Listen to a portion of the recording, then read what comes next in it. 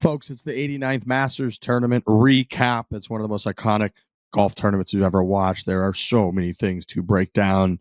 Rory McIlroy is obviously the main attraction, the main storyline, the main congratulations, and we get into every single detail from the tournament, and it's all brought to you by the fantastic people at Chevy, at Chevrolet. Together, let's drive. Reminder to head over to Chevy.com/Equinox EV. Check out product info, lease offers, amazing deals. We've been on the road for a couple weeks.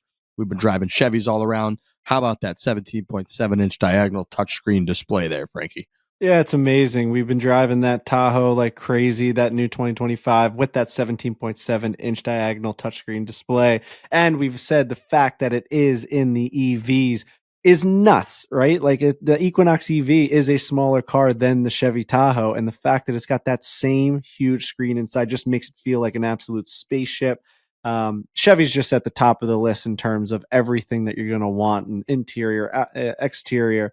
I was watching NASCAR a little bit on one of the bottom screens today, and it's like they have such a big presence there at in Bristol in Tennessee. It's like you just see the Chevy logo everywhere. The people in the crowd are wearing that Chevrolet on their chests and on their heads very proudly. So yeah, just a great company to be in partnership with, especially at this time of the year. And yeah, what a great show. Shout out to Rory McIlroy. Shout out to Chevrolet. Wow. I'm just kind of speechless. Wow is right. Wow is absolutely right. It's an awesome show. We go for a couple hours and we break it all down. We react to all of it. It's just as exciting as it gets. One of the great days watching golf we'll ever have. And again, all brought to you by the Chevy Equinox EV. Head over to Chevy.com/Equinox EV and check out all of the information. Chevrolet, together, let's drive. When I'm 80 years old, I'll be like 2025 Masters, man. That was the one. 2019 and 2025. Bang. Like that's the one that's, no matter how bad my memory gets, I'll always remember everyone I was with, every single shot, what I felt like, what I ate. Oh, I love it. All right. Fore-play presented by Barstool Sports. This is one of the most iconic episodes in the history of this entire brand right here. We are coming off what I would call the craziest, most emotional, most historic round of golf that I think we have ever witnessed. The Masters 2025. Rick just knocked Did his that mic come off. He's so disconnected or excited. no? No, you're good. Nope, you're still rolling. Unbelievable. Everything's coming up for us. Rory McIlroy has completed the career Grand Slam. He is only the sixth player in the history of golf to do that. He's only the second player since 1966 to complete the career Grand Slam.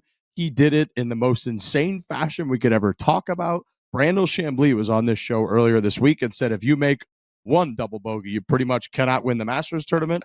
Rory McIlroy not only did make one double, he didn't make two doubles, he didn't make three doubles, he made four doubles. He had the most shocking course management coming down the stretch that I've ever seen in my life. He got through 10, 11, and 12 without too much damage. He plays the 13th hole and decides to hit 3-wood and lay up and then hits a wedge into the water when you think the tournament's over. Then he comes back and hits the most shocking shot on 15 that I've ever seen to like 4 feet and then misses it. And then you just cannot even begin to know where to start. Yet through all of it, he makes a birdie on the first playoff hole to defeat, of all people, when you look at the leaderboard on Saturday night and you look at Ludwig Aberg, you look at Bryson DeChambeau, you look at Corey Connors, and everybody's saying it's a two-man race. Maybe Connors can get in there if he can figure out how to putt. He's missing 1-foot putts. And somehow, through all of it, Rory fucking McIlroy, with all the foreplay boys having DraftKings tickets for him to win the tournament, completes the career Grand Slam and wins the tournament with a birdie on the first playoff hole. Fellas, that is the most historic round I think we will ever witness in our lives of a golf tournament. It was such a stressful day. I really don't even know where to start, but I just want to start by being really, really happy for Rory McIlroy. Like, I know we'll get to our tickets that we all had, and I know Frankie made a last-minute switch that changed everything for him. We'll get to that, but you saw his emotion at the end there. I thought he was gonna have snot bubbles coming out of his nose when he was on the ground there, and he almost did. And it's been so long. We've been talking about Rory McIlroy not winning majors for the entire time we've had this podcast. This is the first Rory McIlroy major that since the Fore-play pod has existed, and we're on year 9 or 10, and we never knew if it was going to happen. We always had the Masters marked on our calendar. I mean, Rory was top of the list for a guy you wanted to win it, or at least me personally.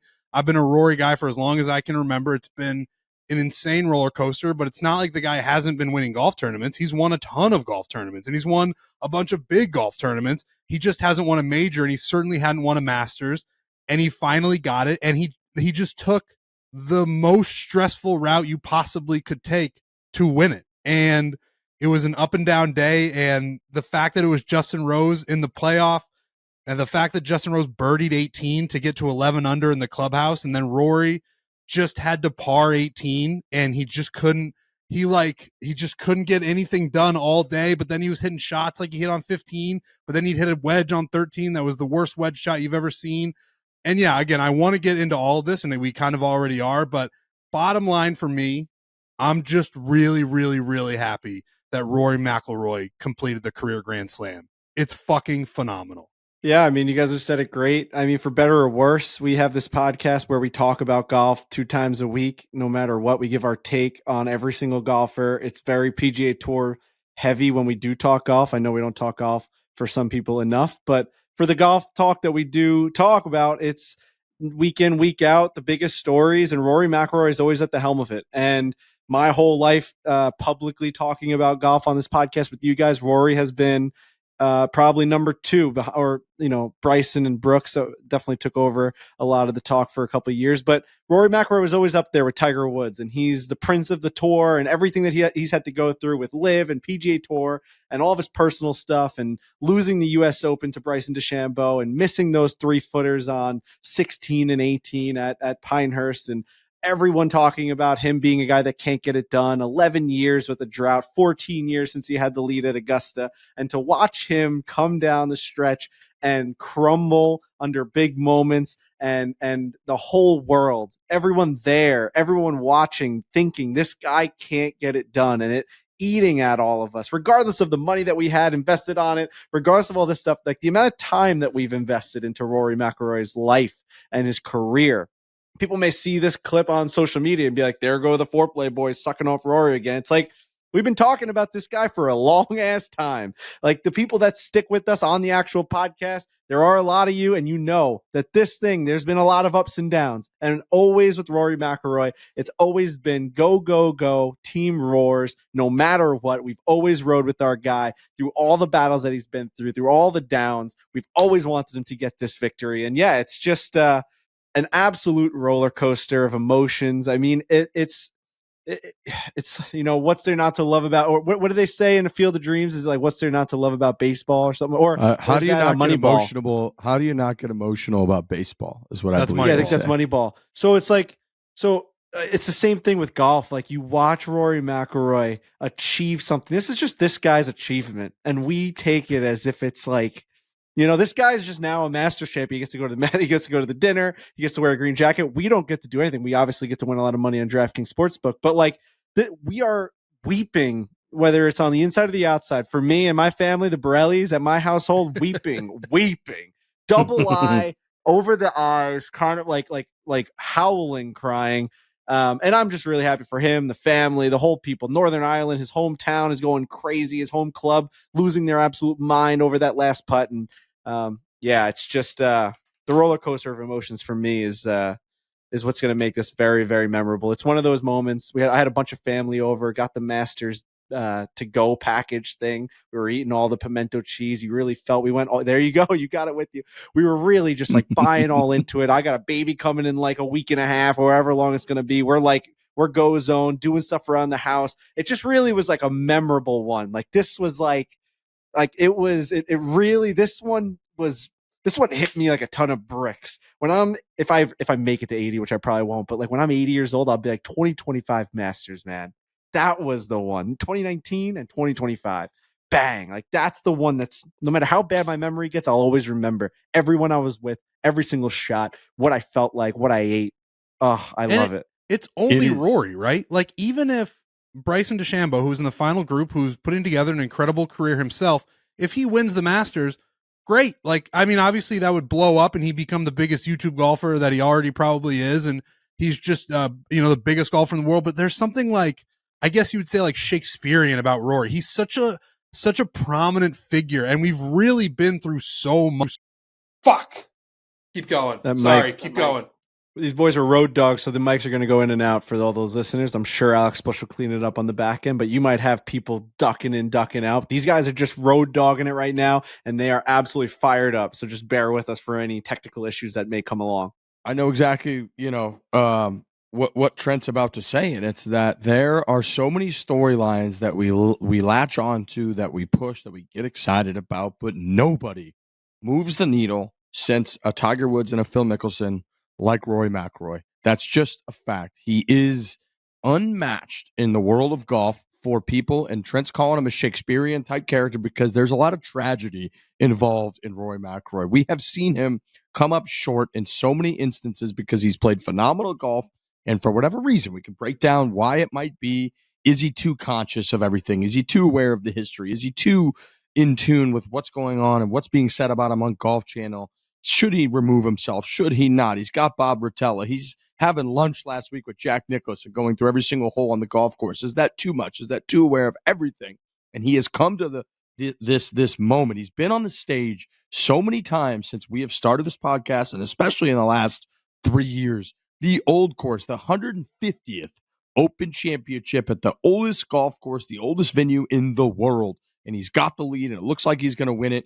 He hits 18 out of 18 greens in regulation. He only makes 2 birdies. He has 36 putts, and he just can't quite get it done. Cam Smith goes crazy, makes everything in the world, shoots like 0, and wins the golf tournament and breaks his heart. He goes into LACC. Wyndham Clark is slicing the golf ball all over Los Angeles and beats him by a fucking stroke. Rory comes up just short. You can't believe it. Then he goes into Pinehurst. It's the first anchor site of U.S. Open anchor sites in history.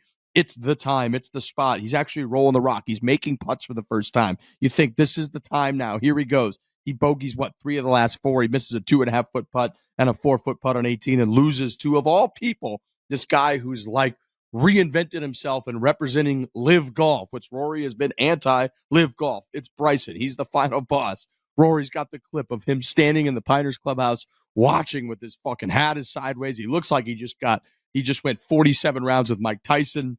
Devastation. That's what we remember him for. Now here he comes, man. This is his chance. This is his year. Everybody's talking about it. He won at Pebble Beach. He won at Sawgrass. He's like never coming in this good a form. He is as much of a favorite as ever possibly be. He goes into that first round and he plays flawless golf until 15 and a half holes, when he then melts down upon himself, chips it into the fucking water, and you can't believe it. He melts down on 17. You're thinking like, dude, how is this possible? He's supposed to get in the clubhouse at 5 or 6 under. He's even par. He's 7 back from Justin Rose.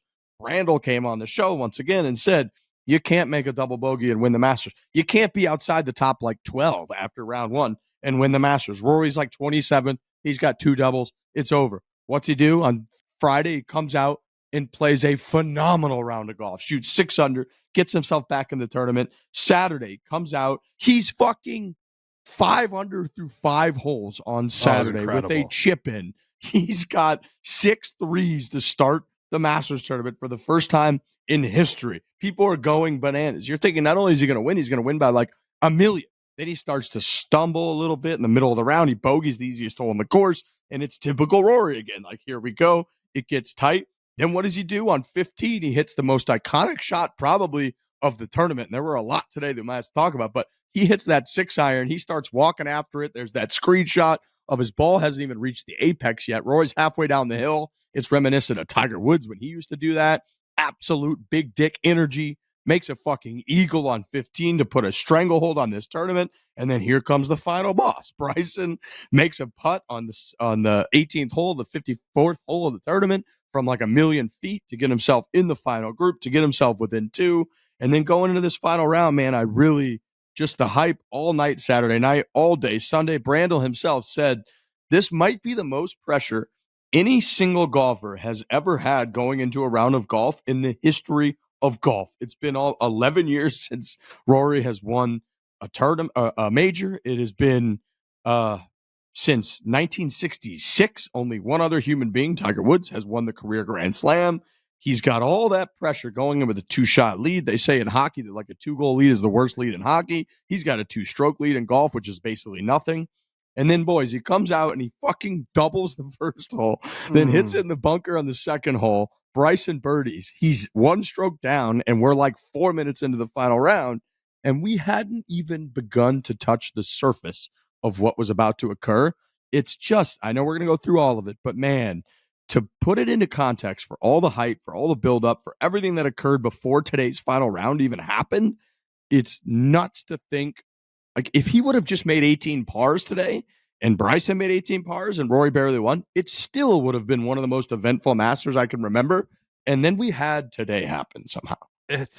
And I was watching his press conference before we jumped on here, and he admitted, he was like, I was incredibly nervous this morning. Like, and how could you not be? Like, but you hear him and you're just like, I commend these guys, every single one of them, especially the guys in the final group, and especially a guy in Rory's position. Like, the fact that he got any sleep the night before, and the fact that on the first tee, he didn't just throw up on his own golf ball like that. There is so much pressure. There's so much history. There's so much everything.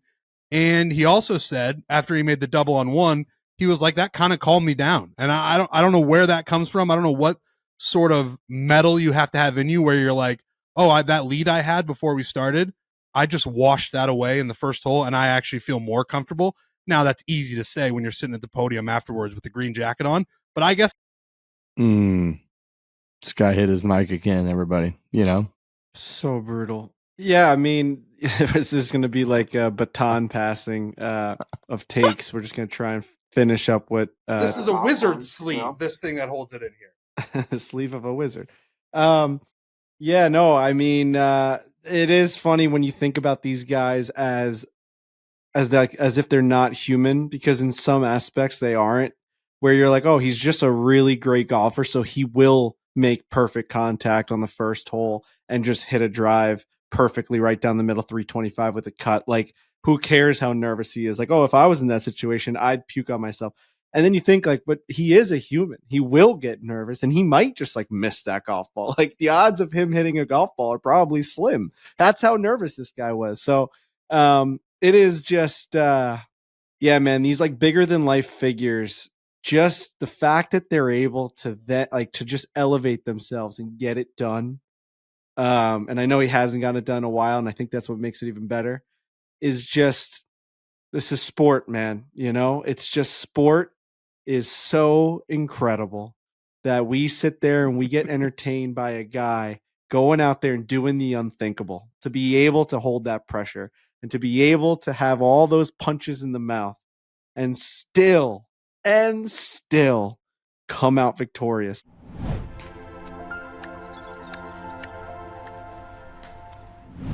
NHL playoffs are here, and the only place to buy hard-to-get playoff tickets is Game Time, the official ticketing partner of Barstool Sports.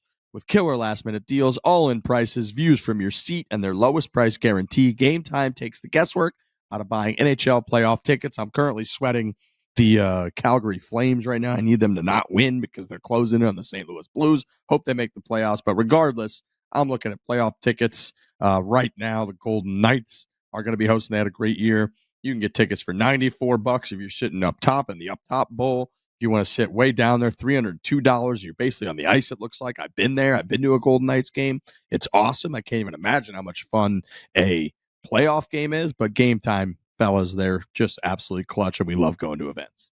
Yeah, it's the springtime. We've got a lot of concerts. You know, I know Coachella's going right now, but that's just the beginning of concert season. Mm-hmm.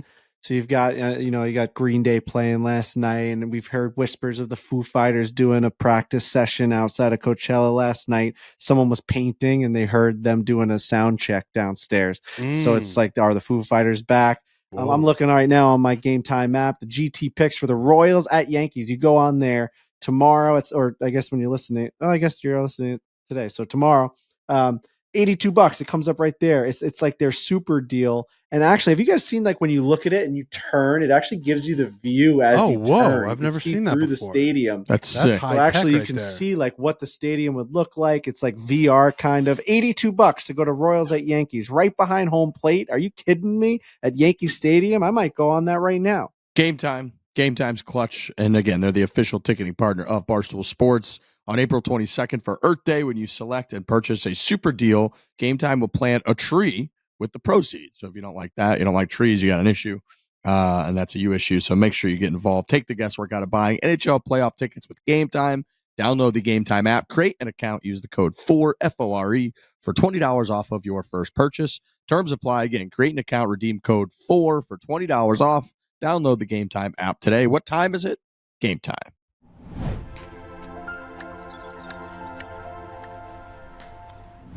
Go through them. Like, you already went through 1 and 2. It's like you just go, and then like Let's go through like 'em. 3. Let's go like through 'em. 3 comes back with a great drive, and you're like, okay, Rory, like now we go. Because Bryson takes like kind of like the conservative approach, taking an iron there, and you're like, oh boy, like this might be it now. Bryson now has the lead. Maybe is he starting to get a little like I know that's his strategy, but like let's just grip it and rip it. And he sure as shit does. Has a tough little chip on the side there. That's like the Scottie Scheffler side. Bounce it into that hill, short-sided pin. Things could have gotten real out of hand if you really think about it. Like Rory McIlroy standing on that tight little lie there. His head is spinning, by the way, like completely spinning. He looked white as a ghost. I'd never seen someone go from as cocky and confident and colorful and just like bold on Saturday to like white as a ghost. And you said puke on the ball, Trent. Like me and like my father-in-law had my dad there. My whole family was over there. Everyone's like, this guy looks like he's gonna puke right now. He visibly looked like he was going to throw up. And then to just like get your round going right there, bang, let's get it. Yes. And honestly, paint the picture for anyone out there who's played golf, which is probably every single person listening to this podcast. Think about, it's hard to put yourself in this position, but think about when you stand on a tee with your buddies and it's the first tee and you've got pretty decent little jitters, even though there's no one else around. It's the first tee, you're there with your pals, and you still feel a little bit of jitters. You probably feel a pretty good amount of jitters. It's really hard to put a good swing on it. You don't fully know what your body's doing yet, how you're going to hit the ball, how you're going to swing, how you're going to feel. Now, when you get to like the third or fourth hole and it's a par 5 and there's like a wait because people are trying to go for it in front of you. So then all of a sudden the group behind you pulls up and there's 2 carts behind you full of strangers that you don't know. How fucking nervous you get on that tee for absolutely no reason other than the fact that golf is this incredible mind fuck. And when you can feel those eyes piercing, those eyes of strangers looking at you, you get unbelievably nervous for God knows what that reason is. Now multiply that by a trillion. You're Rory McIlroy. You're not teeing off until 2:30 in the afternoon. You're up at like 6, I'm sure, 5 in the morning with Poppy, with your wife. You've got like 8 hours to go until you tee off. You're having breakfast. You're meddling around. You're trying to watch coverage, I'm sure, to see how the ball bounces on the greens or see a couple breaks on the greens. But you can't get away from probably yourself, because all they're talking about is Rory versus Bryson and all the hype and all the pressure. And I watched like 4 hours of it on this flight from St. Louis to Dallas, and they just went person after person, dude. They had Brad Faxon was up there, and he was talking about, I got off the phone, he's Rory's putting coach. I got off the phone with Rory earlier. Rory told me that when I called him, the first voice that I heard was Poppy, and Poppy was putting, and I told him to putt like Poppy because he's trying to be more of a child. This was at like 9 in the morning. So like Rory is that far removed from teeing off, and all he's already hearing and talking about, he's got his putting coach calling him. He's got his mental coach calling him. And to go through all of that, then you come out in the very first hole, you again, I can't even fathom the pressure, because I, sitting on that airplane at 9:30 in the morning, and Roy didn't tee off till 1:30 my time, I was already nervous to the point where I was tweeting out, I'm going to puke. I'm so fucking nervous. And we're 4 hours before Rory tees off. I can't fathom being that actual human being. And then you go into the arena, and they all called it on Live From in the morning. I think it might have been our buddy Wags, who was like, I think Bryson's going to play it all up. He's going to be high-fiving every fan that he sees to try to get under Rory's skin, because Rory likes to be no cell phone. He talked about that. I'm not on the phone. I'm locked in. I'm focused on what I'm doing. Bryson's churching it up, playing it up, the whole thing. Next thing you know, we're fucking 12 minutes into this endeavor, and Bryson makes par. Rory makes double. Rory hits it in that bunker on 2. Bryson makes birdie. Rory hits a dog shit wedge. Luckily, 2 putts, and we get to 3. And like you just mentioned, Frankie, for him to then step up and he absolutely roasted that drive, almost got up onto the green. Like he absolutely roasted that driver, and it was like skipping up the right side up to that hill, took the whole false front, rolled all the way back down. And again, like you mentioned, that Scottie Scheffler shot from a couple years ago, that is a dicey chip. You could just mishit that little pitch, which is like basically a flop shot. easily hit it over the green, hit it short, comes back to your feet. The next thing you know, you're standing there going like, all right, Harry Diamond, we're going to shoot 90 today and like Nick Dunlap ourselves, which I want to get to as well. And instead, he nips it up there to like 8 feet past the hole, makes an absolute slider. Bryson kind of stumbles. Next thing you know, they roll up to 4. 4 is maybe the hardest shot on the golf course. They put that Sunday pin right over the bunker. It was like 230 or something. And Rory hits this towering 4-iron that catches the slope, rolls back to like 6-8 feet. Bryson makes bogeys, hitting it all over the place. Rory pours that in. And before you know it, somehow this man has recovered from, again, a ghost, an absolute ghost. All the pressure, all the concern, all the how am I going to handle this tomorrow, all the buildup, and he's a stroke down after having a 2-shot lead. Now he's got a 3-shot lead on the 5th hole. He gets a great break on 5. He absolutely sprays one out to the right. You're thinking it could go into the bushes there. Like, people make triples there. They hit it in the bushes. You got to go, lost ball. You got to go re-tee. You got to take a drop, whatever you got to do. Finds his ball, hits this towering shot that misses just left of the bunker and somehow stays right there. It doesn't roll down the hill.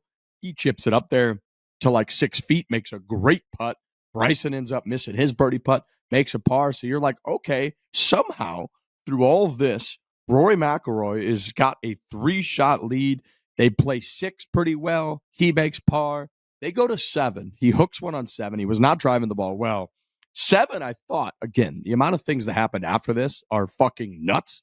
But 7, when he's in those left trees, he opens up this like 9-iron. He said in the press conference after, I know, Trent, you were just watching this. I was just watching him talk about this too. He goes, Harry tried to talk me out of this shot. I probably should not have taken on the shot, but I did. He opens up this like 9-iron or whatever it was, hits it to the moon. And the thing almost goes in the fucking hole on the 7. It like lands just short of the hole, almost goes in. Bryson has a fried egg lie, hits a phenomenal bunker shot that catches the slope and goes down there. Rory, of course, as was the theme, misses, right? He's got like 5 feet, 4 feet for birdie, misses. Bryson makes his par. We go to 8. Okay, we go to 8. 8, they both hit it in that right bunker. Nobody makes birdie. And now the other guys start to move, right? We start to realize like Ludwig Ebert not going to sleep. Patrick Reed not going to sleep. Corey Connors, even with his 1-foot missed putt on the first hole, is still somehow alive. Justin Rose is all of a sudden still kind of alive. And these guys are like still kind of in the tournament. And then Rory with a huge moment that I thought, huge moment on 9, is that they started to pan to like Corey Connors makes a huge putt. Max Homa's making putts. Justin Rose is making putts. Bryson hits one to like 6 feet or 8 feet on 9, and Rory steps up, hits a phenomenal shot to like 8 or 10 feet below the hole, buries the putt. That I thought was an absolutely huge moment. Bryson misses. And from that point, to be honest with you, like Bryson kind of took himself out of it. But when we made the turn, it felt like we had lived 10 lifetimes and Rory somehow had like a 3-shot lead at the turn. I honestly could not believe that with everything that we had seen at that point. Yeah, I mean, luckily for Rory, there was a stretch where Bryson's putter just got cold and it felt like he just couldn't handle the greens. He says in his presser afterwards that Sunday at Augusta final pairing, he had never seen it like that. He'd never seen the greens harden up like that, kind of get that shine, kind of just really just mess with him in terms of speed, and his lag putts were all just blowing it by. So even when Rory was making bogeys or wasn't making birdies, he was just parring a couple holes before, obviously 9 and 10. He wasn't really losing too much ground. He actually had a 3-stroke lead, even though the guys behind him were starting to come up. You know, Bryson starts to put the gas on you there. He starts pouring in birdies. Who knows what happens, right? Like, yeah, he's still in a good spot. You know, Rory could still be 13 under, but if Bryson got to 14 or 15, this thing might have gotten out of hand for Rory. And luckily that Bryson just started to kind of taper off. And it was like, all right, that guy's not going to be the issue now. Now we're just playing the golf course. You get to 11 and you're just playing Augusta National now. You have, what does he have at that point? A 3-stroke lead, 4-stroke lead? Did he get to 14 after 11? What, he birdied 9 and 10 and then birdied 9 10. Stepping on 11, I think he was at 14 under, I believe. I think he was 13. Was he? Okay. I can't remember. And 10, he had a full Hideki. Hit his tee shot down the middle, drops his club. The second he makes contact, it goes to like 10 feet. That drove me crazy. That was nuts. That was nuts. I'm okay with that because he's not a guy who does that. So I think he genuinely thought he hit a really bad shot. Like he's not complaining like, oh, I missed my spot by a foot. He's like, oh, I think I airmailed the green, or I think I chunked it, or he's not Hideki pisses people off because he does it constantly, and he always usually hits a pretty good shot. I was okay with Rory. So I think when Hideki was doing it, like a lot of people, I mean, I'm sure there's a ton of people that are riding with Hideki, but you may have maybe you have action on someone else that Hideki's going up against, and you see this guy dropping clubs all over the place, and he ends up hitting perfect shots. You're like, fuck you, Hideki. I mean, come on, this guy's killing me. Like you're giving me hope every time you drop your club. With Rory, when you're riding, die hard with this guy, and he's hitting. And then there were so many moments, even in the last couple of holes, where he's like, go, and you're like, no, because as a viewer, you've got no other option but to just believe the guy. This is the Jordan Spieth when he would spin his club and he would give us a twirl from the middle of the fairway, and the ball would be in the bushes or in the water. Like you have no other option but to believe the initial reaction, especially at Augusta National. Some of these shots and it's great. Everything about Augusta is great. They send you the food at home. That going to the Masters is one of the greatest things of all time. Some of these camera angles at Augusta, I get that like they really try and prioritize the patrons and like where they put cameras, and they want like the view to be great. This is a viewing experience on TV, man. Like this is like a where were you type of tournament. I think we need to have some better shots on these. Like the fact that a lot of these tracers weren't working too. Like how often, I know you guys watch a Cosm, but like I'm sure they didn't have extra. I mean, you probably saw some of the same feed that we did. Like I would say like 75% of the tracers didn't work, where you're just like trusting the guy, what he's saying, his body language. Like this is the fucking Masters. I tweeted this the other day. 12, the fact that they do that face on camera and like you never get to see just a wide shot of 12, never change the camera ever. Just put a camera over the fans' heads, wide shot, the most beautiful golf hole in the world, and just show a tracer going to the hole. Maybe do like a zoom in on the green in the top right so you see where it lands. But zooming in on golf balls in the air is a thing of the past, man. Enough. We don't care about the ball in the air. It's like a magic show. We're like, you're making us be like, oh, here it is in the air, and bang, it's hit the ground like it's a fucking like bomb or something. Enough. We want to see trajectories. We want to see if it's in play. We want to know immediately if he hit the ball well. We are golfers. We're golf fans. We like to see this stuff. This is the sport. You understand what I'm saying? Like that is like what all we get to do is watch golf. I want to see the golf shot.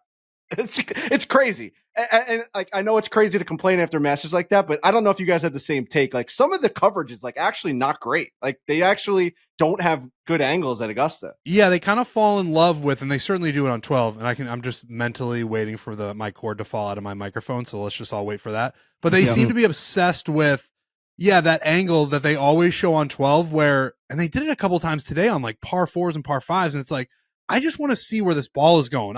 I'm not gaining anything from like that front right angle where you just see him swing the club and we're like, where's that golf ball going? Again, it is a kind of a crazy thing to complain about, but I think on 12, it's a very valid point. I'm sure people were like, oh, well, you can't put a camera right behind them because that is the best view on the golf course.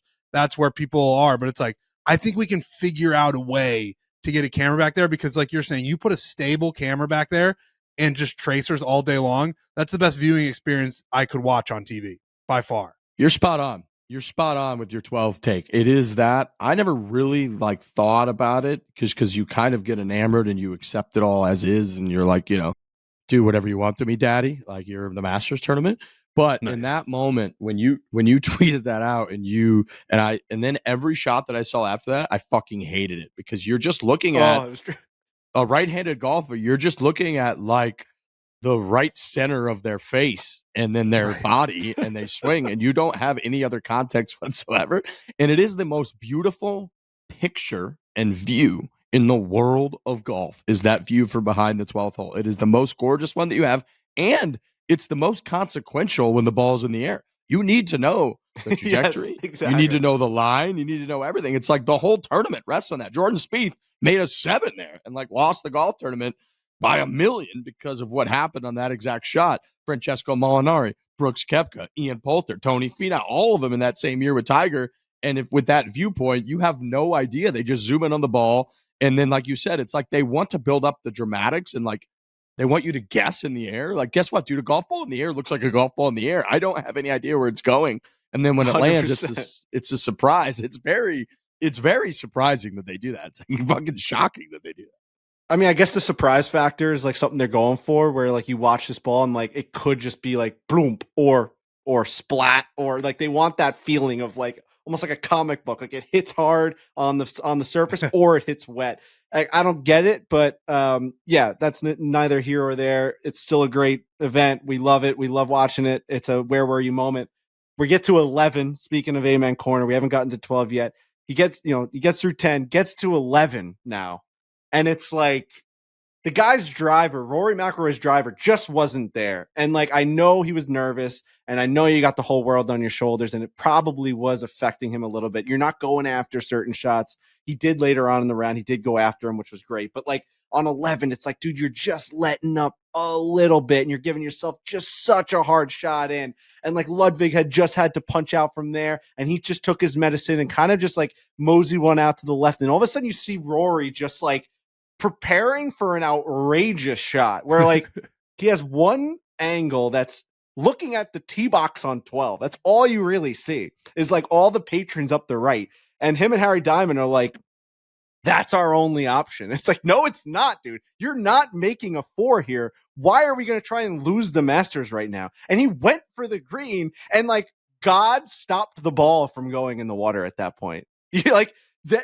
It's the only explanation. If you hit that ball 100 times with the same trajectory, same rollout in the same spot, I think it goes in the water 99 times. Like Trevor Immelman made a noise. He was like, well, oh, like no one could believe it. Like, I don't know how that ball stopped. Agreed. I completely agree. And that was like, dude, I'm going to say like I genuinely believe Rory should have won that golf tournament by 10 shots. Like honestly, by 10 shots. He Thursday should have got in 4 or 5 shots better. Friday and Saturday, great. Today, I still think he could have shot like 6 or 7 under today easily, and he shot like 1 over and went into a playoff. And it was just, it's a mind fuck watching this guy play because, like you're saying, there and on 7 it worked out. There it actually worked out because again, his ball stayed up somehow. But it was like there he was playing like aggressive and hitting shots, and then he was deciding on like, and 12 he played perfectly, and then when he got to 13, he played like someone terrified of about what was to occur and trying so hard to just hang on and like overly conservative. Dude, I'm watching this guy. This guy's like on 15, okay, 30 minutes later, he was like 209 out and he hit a 7 iron that almost went in the hole. And like, it's the greatest golf shot in the history of the world. Dude, but I think 11 got in his mind on 13, though. I think 13, he was like, we just like 250 out, and he after hitting 3-wood, and he lays up and then hits it in the water, and you're like, dude, I'm watching you hit 7 iron from 209 or whatever to a millimeter, and then on 2 holes earlier, you're 250 out. Okay, let's say that's 3 clubs more, so you're hitting like a 4 iron, and you're laying up and then hitting the wedge in the water. It was like this guy, he just couldn't make it easy. Like he should have won by fucking 10 and he's hitting in the water with a wedge from 87 yards. It's just shocking. I think a big part of this is the full Rory McIlroy experience where you watch him start Saturday and play perfect golf. And you're just like, all right, this is where the bar is now for this guy. And I think you can do anything you want on a golf course. And when he's in one of those zones, he can do anything he wants. And then for him to, like on 13, take his foot off the throttle and hit a 3-wood and lay up and then hit the worst wedge you've ever seen was just like, that's not the, like, pull your driver on 13. Let's just do that. And you'll spray it into the pine straw. And then what'd you do the day before? You hit an incredible shot and you made eagle. Like, let's just try that again. Instead of, just trying not to lose a golf tournament. And that's the oldest cliche in the book of like, you got to go out there and try to win as opposed to just fighting off a loss. But that 13th hole, it was disappointing is the word that I would use. Yeah, I mean, at that point, he needed to get something done, and it was like you're taking your foot off the gas, and I get that 11 creeps into your brain. You just flirted with the devil, you made a bogey, and then you come into 12, and like, all right, like you've kind of been solid now. At 12, you hit a great shot in, you made a 3. I just think 13, like that strategy of like, hindsight's 2020. I get it. Speaking of 2020, I'm going to get my LASIK at the end of this week on Friday. Getting everything done before this baby. Fantastic. I'm getting LASIK. Doctor, what's his name? What do you think his name? What's your doctor's name, Frank? You know, You're in Dr. deep Eye thought here. Fixer. What is it? I think it Della is. Russo. He's on the There you go. radio. Dr. Dr. Della Prentice? Russo. Okay. Yeah. Della Russo laser Maybe vision. I that's why I cannot wait to decided go. to I'm actually become a going to post. I'm a little nervous about it, but I'm going to post kind of like my situation as I walk in and as I walk out. If I walk in with bad vision, like I'm minus 250 in each eye. If I walk in with that and then I walk in with 20/20 vision, if I walk out with 20/20 vision, I'm going to think this guy is God. You just gave me vision. Didn't Jesus do that to someone in the Bible? He like put his hands over a blind person Something and like he that. was able to see. Like, I mean, have we anointed these laser Mr. vision Beast might have doctors? done that. Jesus, you know what I mean? Like it's now 2025. You show someone Dr. Jeffrey Della Russo from 2,000 years ago, and he's like, "You're the Messiah." That's what we wrote about. Well, you This also is what we wrote about. Those people would ask, "How does he do it?" And you say laser. And And they're like, well, okay, maybe he's something else. But like, you have Shines no lasers idea into how my- to explain it to someone. Yeah, bubbles. I don't know. I'll explain it to you when I get it. Hopefully I could see, you know, I'm going to do like a big, like looking at things Thursday night. And then on Friday, we're going to Nice. go in and we're going to just like have vision. I'm very confident. Feel very good. But yeah, it's one of those things where it's like hindsight is 2020 and you understand that he ended up putting it in the water. So it's like, obviously you can go back and trace like where he should have done something different. I get that. Sure. But in that moment, I do think that strategy just completely went out of his brain where like, he was missing drives a little bit to the right almost all day. Like he was hitting those bunkers and they were actually like, they were still flying in a nice trajectory. Like, I don't think that he was really hitting his drive bad. So I don't know why, if you're in your mindset hitting 3-wood, you're never ever going up for it in 2. You're always playing layup, I feel like, with that 3-wood in your hand. So why not just try like what Trent said and just blast one as far as you can straight? Even if you go into the pine straw, you're then punching out and just laying up like you would with the 3-wood anyway. So like take the risk that you're gonna actually hit. You're the best driver of the golf ball of all time. So take the risk that you will turn it over. You'll put yourself in a perfect position. You can hit an iron a million miles into the air onto this green,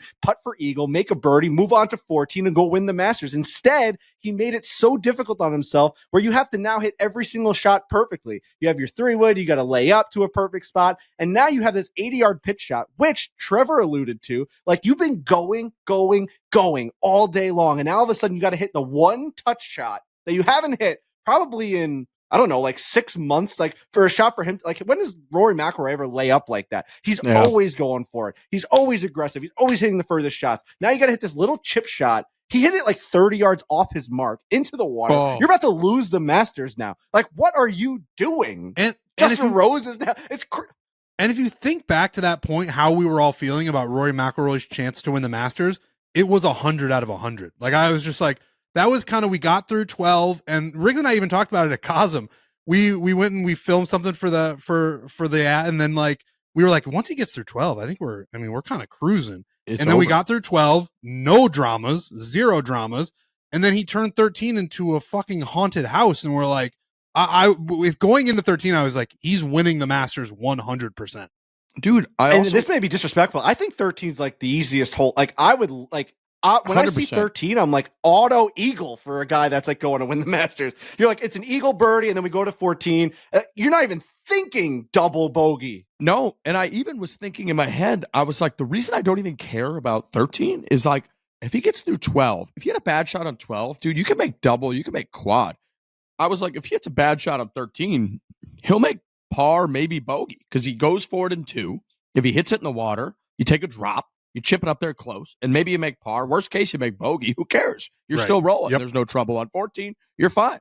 Instead, he fucking lays up. And then again, that wedge, I'm telling you, if you put us in that situation, I think we hit a way better shot. Like that wedge, definitely. He has the entire left side of the green. But you can hit it 25 feet past the pin left, and it rolls all the way down to the hole. We watch Patrick Reed do it, watch everybody do it, and he misses it short right. That was just like, oh my God, what is happening? And again, I'm not like sitting here, that's why I think you would rather take it on with just your full swing. You've been going.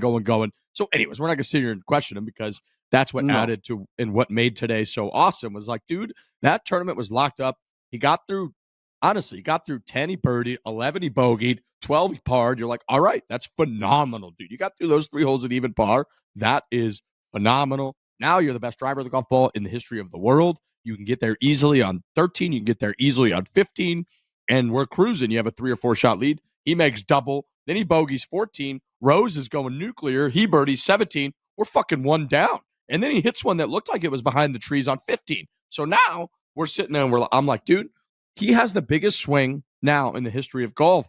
And it wasn't coming at a time when he's building up to momentum. It was at a time when we had lost all momentum. It was a complete meltdown. Doubles 13, bogeys 14. Rose is going birdie, birdie, birdie, birdie, birdie. And you're thinking like, dude, this guy now has this shot, and he didn't even really take much time over it. And then they pan to him, and all of a sudden, he's hitting this hook 7-iron from fucking trees on the left.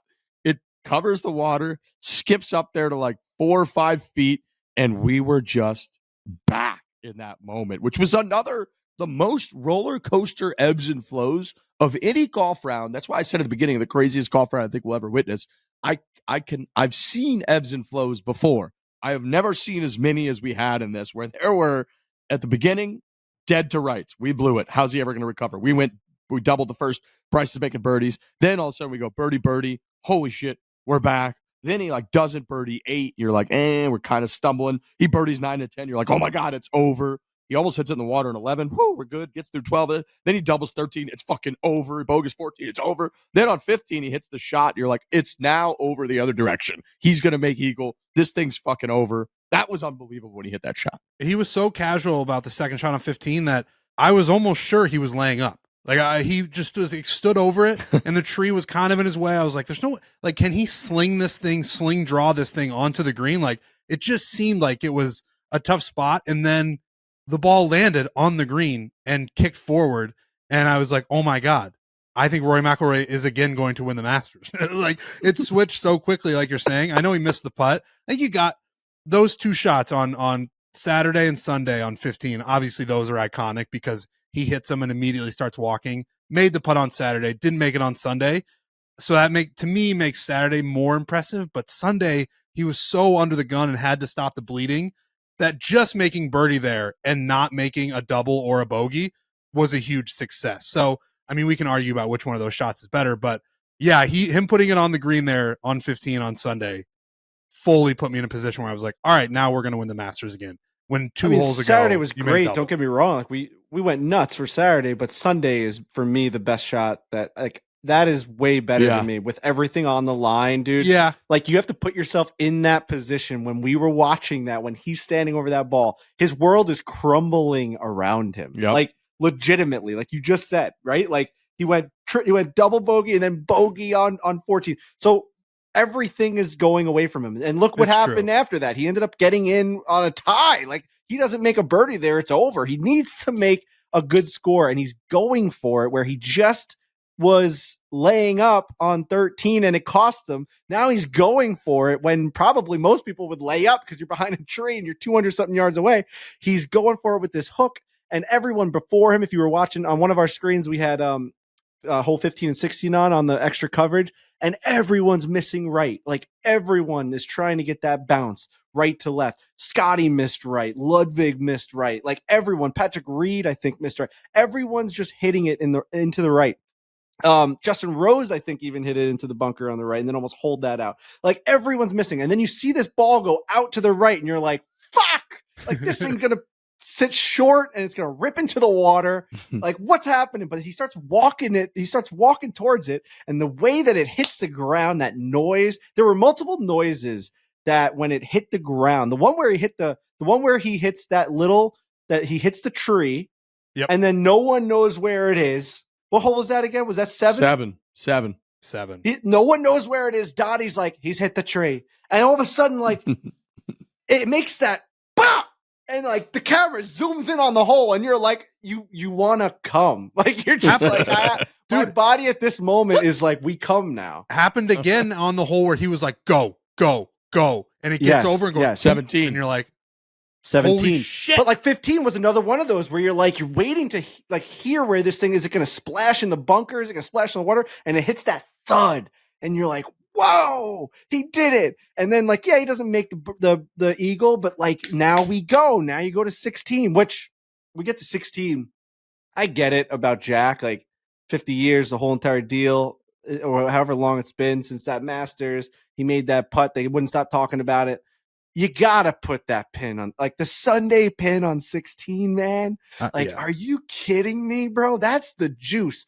We know that break like the back of our hands. And you're gonna start changing that pin on me because the Golden Bear made a putt half a century ago? Like, come on, man.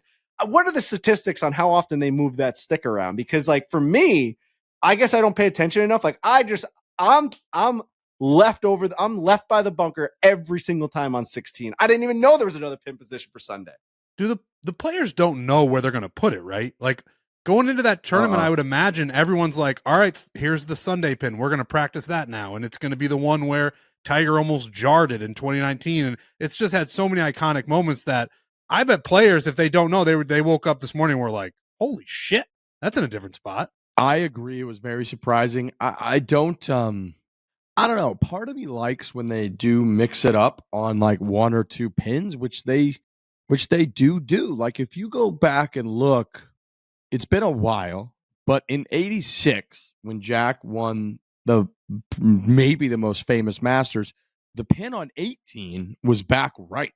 It was not that like iconic front left pin. And the only reason I bring that up is just that like occasionally they throw a little bit of a curveball at you. And I'm trying to think of some other holes like I'm trying to think of some other pins. Like 6, I remember on the 6th hole when Tiger made his run when him and Phil were playing together and Tiger was like 5 under on the front 9. He hit this sick draw into the hill and it rolled back and almost went in the hole on 6. And it was like front left and today it was back right. So they definitely do mess with it a little bit. But I think if I really had to take a side on it, I would agree with you. Where that's one of the pins, like 18, 16, 12. Yep. I think those are just the 3 that you just don't mess with. Like I just think the way that everything bottled up and how many guys had a chance towards the end. Well, I guess not how many, but like it was like you have these guys. Ludwig had a chance, and you had Rose had a chance. There are guys that like you're giving them a chance to really make history on 16. Like when that's a funnel to a hole in one, and like just think about those moments. Like I don't know, it's just. No, it's great the way it was. It forced really good shots in there. You know, like guys were like flying over the pin. That area repels balls. Like that does not accept. I was watching. That's a hard spot. Our guy Nico Echeverria, I think he shot like a 79 today or something. God, but I did watch him on. He was right there. I watched him on 16, and his just didn't get up to the spot that he wanted, and it rolled right to like where the hole in one would have been. And I remember saying to my dad, I was like, "That's a hole in one." You like 99 times at Augusta. But yeah, so 15, you hear that noise, he makes that birdie, you go to 16, hits a good shot in there as well. And then like you're thinking to yourself at that point, right? Like at that point, he is all square, right? Because I guess Justin Rose hadn't birdied 18 yet, so he's 1 up. 18 yet. Yeah. He was 1 up. Because I was trying to think, because at one point he was in the middle of the fairway on 17 and Justin Rose had birdied. Because I remember saying like, he was tied this guy. Yeah, because I was like, I remember thinking Rory had like a bunch of shots to go. And I'm like, if this guy doesn't, like, there's a chance that he just like doesn't make 2 pars and loses the Masters here. 100%. Like, it happened like in the blink of an eye. I'm like 17 and 18 are hard holes. Like that green on 17, he had doubled on Thursday. 18 is impossible to birdie. So if something goes wrong on 17, it's over. Like we're not birdieing 18. So like I remember looking around being like, he's going to lose the Masters now. Justin Rose just made a bomb of a putt, flicked his hat basically to the crowd before the ball even went in. It was unbelievably swagdocious by fucking Justin Rose, who has the least swagger of all time. But in that moment, like, holy shit, that was a fucking boss move. And now all of a sudden you're looking at Rory in like the fairway of 17. You're like, I think this thing's over. There's no chance. And then he birdied 17. It's so funny that you say that. That's not an easy hole. It's so funny you say that because the conversation that I was having with Beef at Cosm, Justin Rose must have made that putt on 18 before Rory teed off on 17, because I was saying to Beef, I was like, Rory McIlroy has made a million birdies in his life. If he birdies one of these last 2 holes, and I hear you, those are hard holes, especially 18. I was basically being like, if he can birdie 17, which he's made a ton of birdies in his life, he's going to win the Masters. It's going to be the crowning achievement of his whole career, something he's been gunning for 11, some would even say 14 years. If he can just make a birdie and then a par, he wins the Masters. So I was, weirdly enough, I was in the opposite boat as you, where I was like, all right, he's tied with Rose now. He's got 2 holes to go. I think Rory McIlroy is winning the Masters in regulation. I felt very confident. Yeah, and I think when you think of each hole as a silo, it sounds like, all right, just birdie this hole. But with everything that went into each shot, you got to take all that baggage and he's dragging it to 17. Well, listen, each shot, of course, like Rory can birdie every hole, but he is dragging. He's that guy. Who's the guy? I talked about this. I asked this like the French. Who's the guy that rolls that fucking rock up the mountain? Syphilis or something like that. Syphilis. Like, so Syphilis is taking that mountain. He's taking that rock all the way up that mountain. Like that shot on 17 is like, whoa, we have to hit this thing tight now. Well, brother, I'll tell you this. I felt less confident after the drive. I felt way less confident when his second shot was in the air, and then when it landed, I felt really confident. So it was a microcosm of the day. It was just a fucking roller coaster. It was, and dude, his shot on 17, he kind of landed like just in that sweet spot where it kicked forward and like kept rolling forward, which I did not expect. I don't know that he expected. I don't know if it hit like that down slope that's kind of on the backside of that bunker or what that was, because he was yelling in his little Northern Irish accent, "Go!" And he was like trying to get it over the bunker, and then it did. He was like, "Come on, go!" Like he did it like 3 or 4 times, where you're like, "Oh, that's in the bunker," and he just lost the Masters. That's what I was thinking, and so I'm with Frankie. I was like, because when he didn't make the putt on 16, I thought, okay, now a score has been posted. This has been absolute chaos. Kenny Perry famously bogeyed 17 and 18. Tiger Woods famously bogeyed 17 and 18 in 2005 after he holed out on 16. So it's like, if those type of players that were leading the Masters at the time can bogey these holes, this guy right here who has made doubles, he's made eagles, he's fucking all over the place. This guy could easily, like, if that ball just goes in the bunker, it's a plugged lie. He makes bogey on 17. He does a birdie 18. Justin Rose just wins the Masters, and that was very, very easy. So easy. Like, very easy to see happening. And instead, he rolls that sucker up to like 2 or 3 feet, pours it in on 17, which I was panicked about. And then you're thinking, okay, once again, on this fucking roller coaster that we've been on all week, we've been on for a decade, we've been on for 14 years, you could argue. Now here we are. All we got to do is par 18, and this thing is fucking over. And he absolutely nukes one on 18. Right down the middle. The hole's like 470 yards straight uphill. He's got 125 in. He watches Bryson hit first. He's got a flip wedge in his hand. I mean, that guy, if he really wanted to, can hit a lob wedge. He can hit a 62-degree wedge, 125 yards. He has a gap wedge. He's trying to hit it just right of the pin into that slope, and he fucking dunks one in the right bunker. And he got, and people won't talk about this enough, I think he got lucky, because when that ball landed in that bunker, when you hit a wedge into a bunker, there's a decent chance it plugs. And if that thing plugs, I don't know that he can keep that thing on the fucking green, and it goes off the other side, and now we're just melting down. Instead, they show the close-up view finally, which they're also not good at that. Like, they didn't fucking show Frankie. This was driving me nuts with the production or whatever you want to call it, Augusta.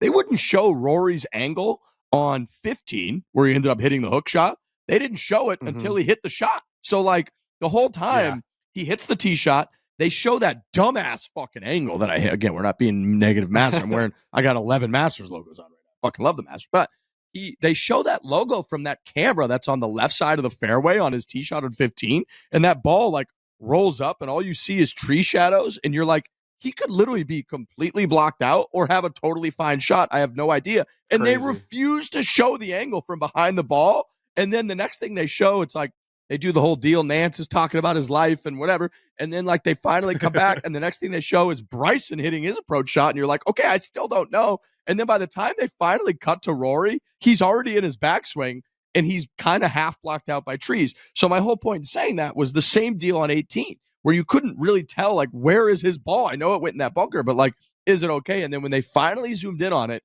he was on, like, a little bit of an upslope with a clean lie. And I was like, oh, shit, he could get this up and down. Like, the whole thing funnels down to the hole. He's okay. He hits a damn solid bunker shot to like 5 feet, and now you're thinking Pinehurst. Which at that point, though, Dude, at that point, like you're in that bunker, man. I don't care who you are. Dude. We talked about this at the top. You're still fucking nervous and you're thinking, if I don't make an up and down here, I'm probably going to lose the Masters. Like I'm going to have to go to a playoff. Like, this is going to fucking suck if I can't get this done. And you're in that bunker, like so many things wrong can happen. But I guess for them, it's like a comfort shot because they get to swing a little bit harder. And it's not as touchy-feely. Like, I mean, even for me, when I'm nervous and I'm in a bunker, Agreed. I feel a little bit better than having like a nippy wedge. Like I can just kind of slam this thing. And worst case scenario, it flies up, but like it has so much spin that like I'm probably going to be able to keep it on the green regardless of how bad this thing is hit. But still, man. I would be curious to know what he was thinking on the wedge shot that was 125 yards. Like, is that, I'm sure they asked him about it, but is that just purely I'm in the driver's seat and I can win the Masters here, and then boom, I put one in the bunker? Like, I don't think it was an overly hard. I mean, he had the exact same shot in the playoff when he put it to fucking where he put it. So it's like, I would be very curious to know his answer on like, yeah, that one was just like, man, that's a big moment for me, and I just put it in the fucking bunker.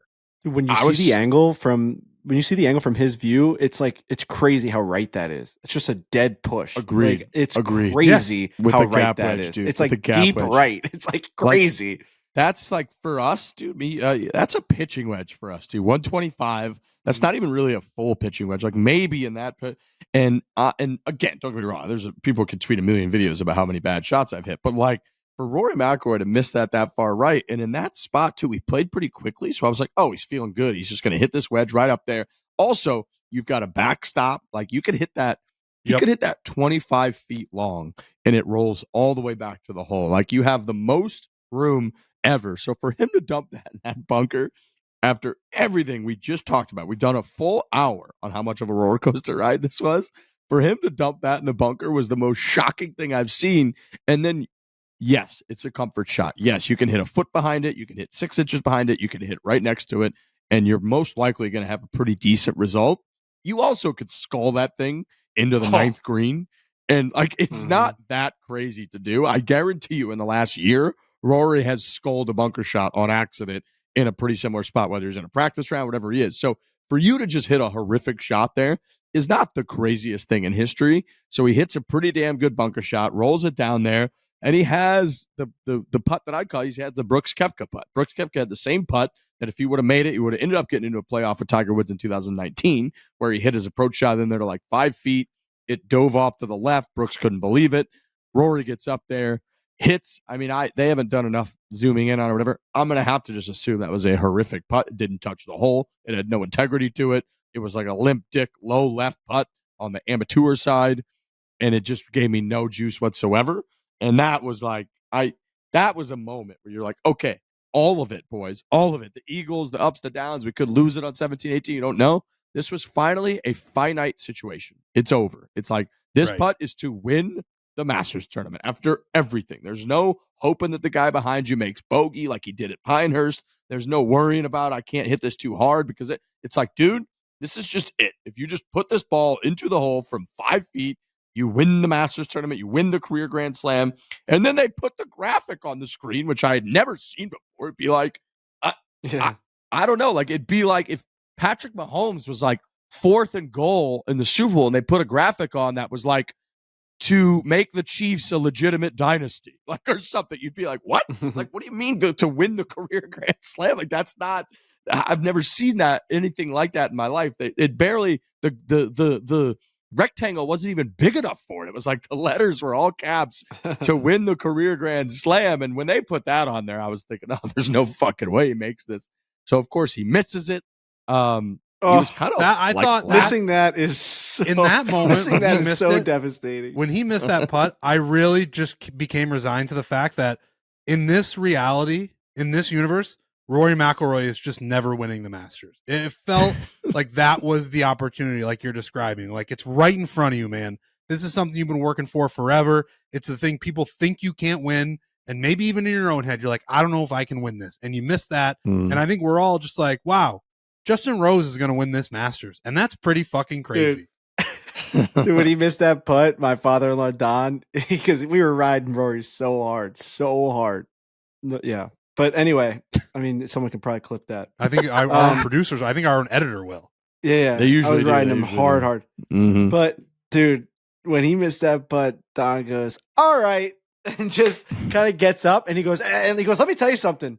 You'll never see him again." And pointed at the screen. He was calling. He goes, "Let me tell you something. We're never seeing this guy again." Like he thought he was gonna like kill him. He was like, "It's over." Like that's the kind of feeling Totally. that was wiping over the nation and the world watching this. That like this guy, through everything that he had been through on the golf course and everything that we just described for the last hour, going shot for shot, and everything that happened to the U.S. Open, everything that happened at the Open, everything that's happened with PGA versus Live, and everything that's happened in his personal life. He's standing over this putt and he fucking misses it. Like that's, that's like Casey Affleck in Manchester by the Sea, where he's just looking for the next security guard to grab a gun or something. Like, I can't do it anymore. It's over. Like, I can't get it done. Like, look at the camera and be like, it's over. I'm done. I can't do this. You know what I mean? Just point at the green and be like, I can't do this anymore. I think after that putt, I think Dave tweeted,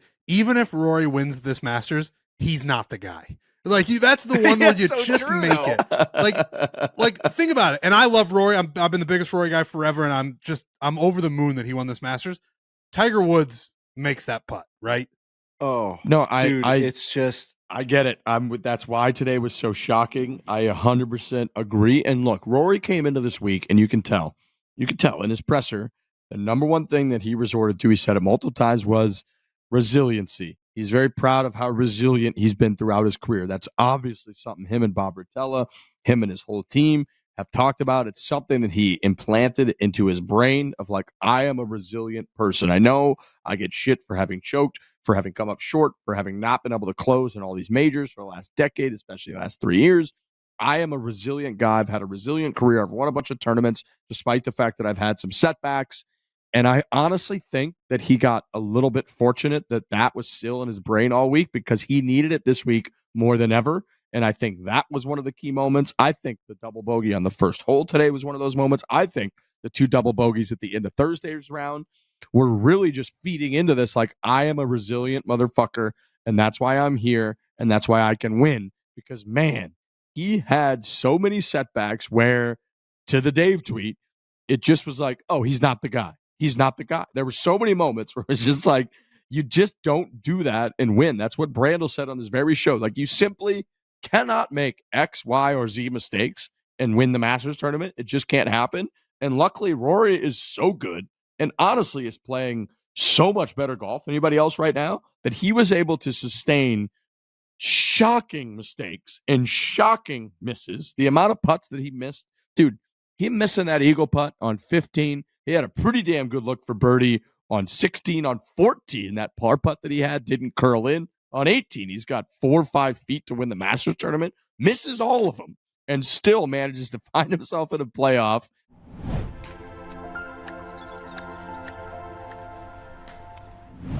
Sport Clips isn't just where you get a haircut, it's your playbook for looking fresh. Walk in, catch the game, sit back while the pros and men's hair handle the rest. And when you're done, walk out feeling like you're ready to take on anything. Sport Clips really is great. And I will say, gentlemen, now that baseball's back, Sport Clips is phenomenal. There's a lot of day games. If you go in even on like a weekday, whatever, they've got the game on. It feels like you're at the ballpark. You're getting your haircut. You do the MVP experience where they take you back. They'll even shave you a little bit. They give you like a warm towel. They do shampoo. It's a very nice experience. I need to hit a Sport plus. Clips bad because I've been on the road for, like you were saying, a couple weeks. These things are everywhere. I think I'm going to try to go tomorrow. I'll put Sport Clips into my GPS. I'm going to find one. I'm going to go. I'm going to put myself in line. And then I'm going to go get the MVP experience where they give you a little shoulder rub. They give you a hot or cold towel on your face. It really is a spectacular experience. And they cut your hair. You want to look your best, and Sport Clips is the place to go for that. I really do need to find one, and I'm sure it'll be very easy, and I cannot wait. One of the big negatives of going to a barber shop is like, where do you throw your eyes? You know, the guy gets kind of close to you.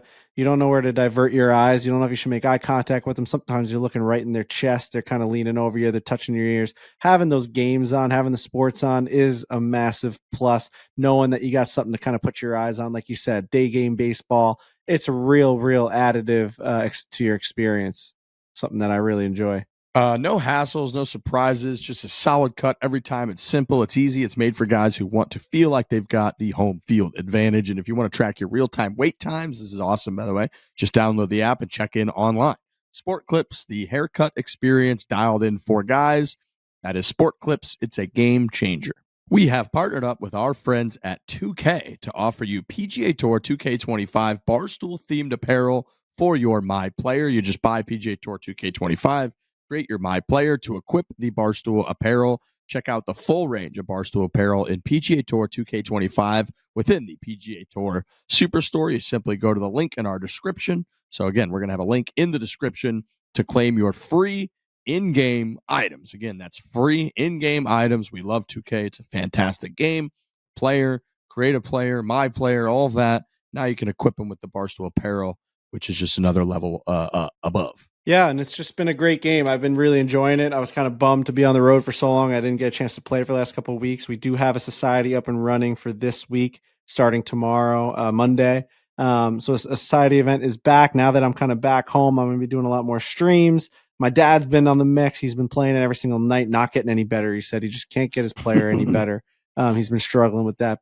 Yeah, it's great. I mean, this is season 1 of the new game, and I know that there's a lot of stuff in store in the future. So I've been in a couple meetings, and 2K just knows how to keep things fresh, keep things integrated. Barstool's going to be a part of this game in a big way going forward. So just make sure you get involved right now so that you can get your player kind of like where you want it to be. There's so many ways to do it. Go play career mode, go play ranked online, go play society events, get your player to be better, put some clothes on it, like Barstool merchandise, TaylorMade clubs, the whole deal. It's really just a fantastic game. Courses are unlimited. People are making golf courses like crazy. You can make your own golf course. It's just such a fun way to pass the time. Go build a golf course. It is like, you make your own, become a designer. You can literally just become a golf course architect. All the tools are right in there for you. Connect your 2K account for free Barstool apparel and PGA Tour 2K25. Offer available to users age 13 plus until May 14th, 2025. Requires PGA Tour 2K25 internet connection and a full 2K account. Rewards will be available to claim from the main menu until June 14th, 2025. Unclaimed rewards will be forfeited. Terms apply.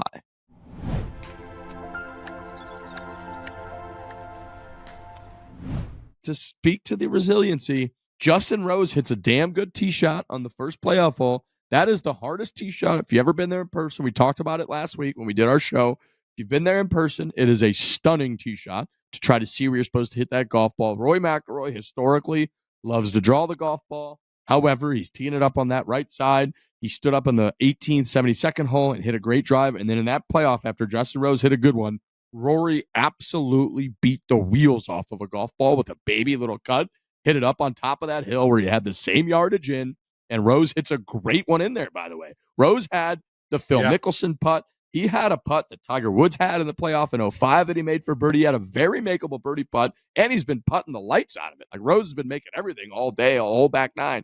It also should have came down. His ball should have came down. I could have easily come down more. Easily. Just like Rory's did. Yeah. And Rory, dude, credit to him with the resiliency, the whole deal. He steps up in that playoff with everything, with all the doubt. People say all the time, how do you come back from that? How do you come back from this? Your family's like, this guy, we're never going to see him again. He's fucking done. He steps up and hits just a dream wedge for a guy who historically is not the best wedge player compared to how good he is off the tee and how good he is with his long irons. And he hits a wedge that catches that backstop, rolls down to like 2.5, 3 feet, and then he steps up under that pressure after everything at Pinehurst, after all that, and pours that thing in the hole. So it was, boys, that is a round of golf that we will never, ever, ever forget. And I again, I think it was on like 15 or 16 where I texted Brando and I just said, I have literally never seen anything like this in my entire life when it comes to golf. And he goes, I completely agree. It was just insane watching that round of golf. And that's what the Masters does, man. Shout out to Augusta National. Shout out to Alistair McKenzie and Bobby Jones and all the transformations that they've done over the last 89 years as the 89th Masters tournament, because somehow it's not like it's crazy tricked out. They don't get mad about there's no crazy high rough. There's not even rough. It's pretty wide open off the tee. and yet the scores like are not crazy low at all. There are only 2 guys, I think, that finished double digits under par. By the way, my bet of 276.5 being over that hit, because instead of being 12 under with all those bogeys, they ended up being 11 under, got them into a playoff. So that bet hit. But my whole point is this golf course delivers the drama year after year after year. It stands the test of time. The players love it. It's so fun to watch. Every hole is memorable. Every hole has history. Every hole is literally right on the razor's edge of like they could birdie it or eagle it, or they could make double or triple. And it is just edge of your seat the entire fucking time. That's the only golf course that could deliver that kind of roller coaster ride that we went on today. And yeah, long live the Masters tournament, because that was just as good as it gets today. I'd love to ask Justin Ray, which I guess we could.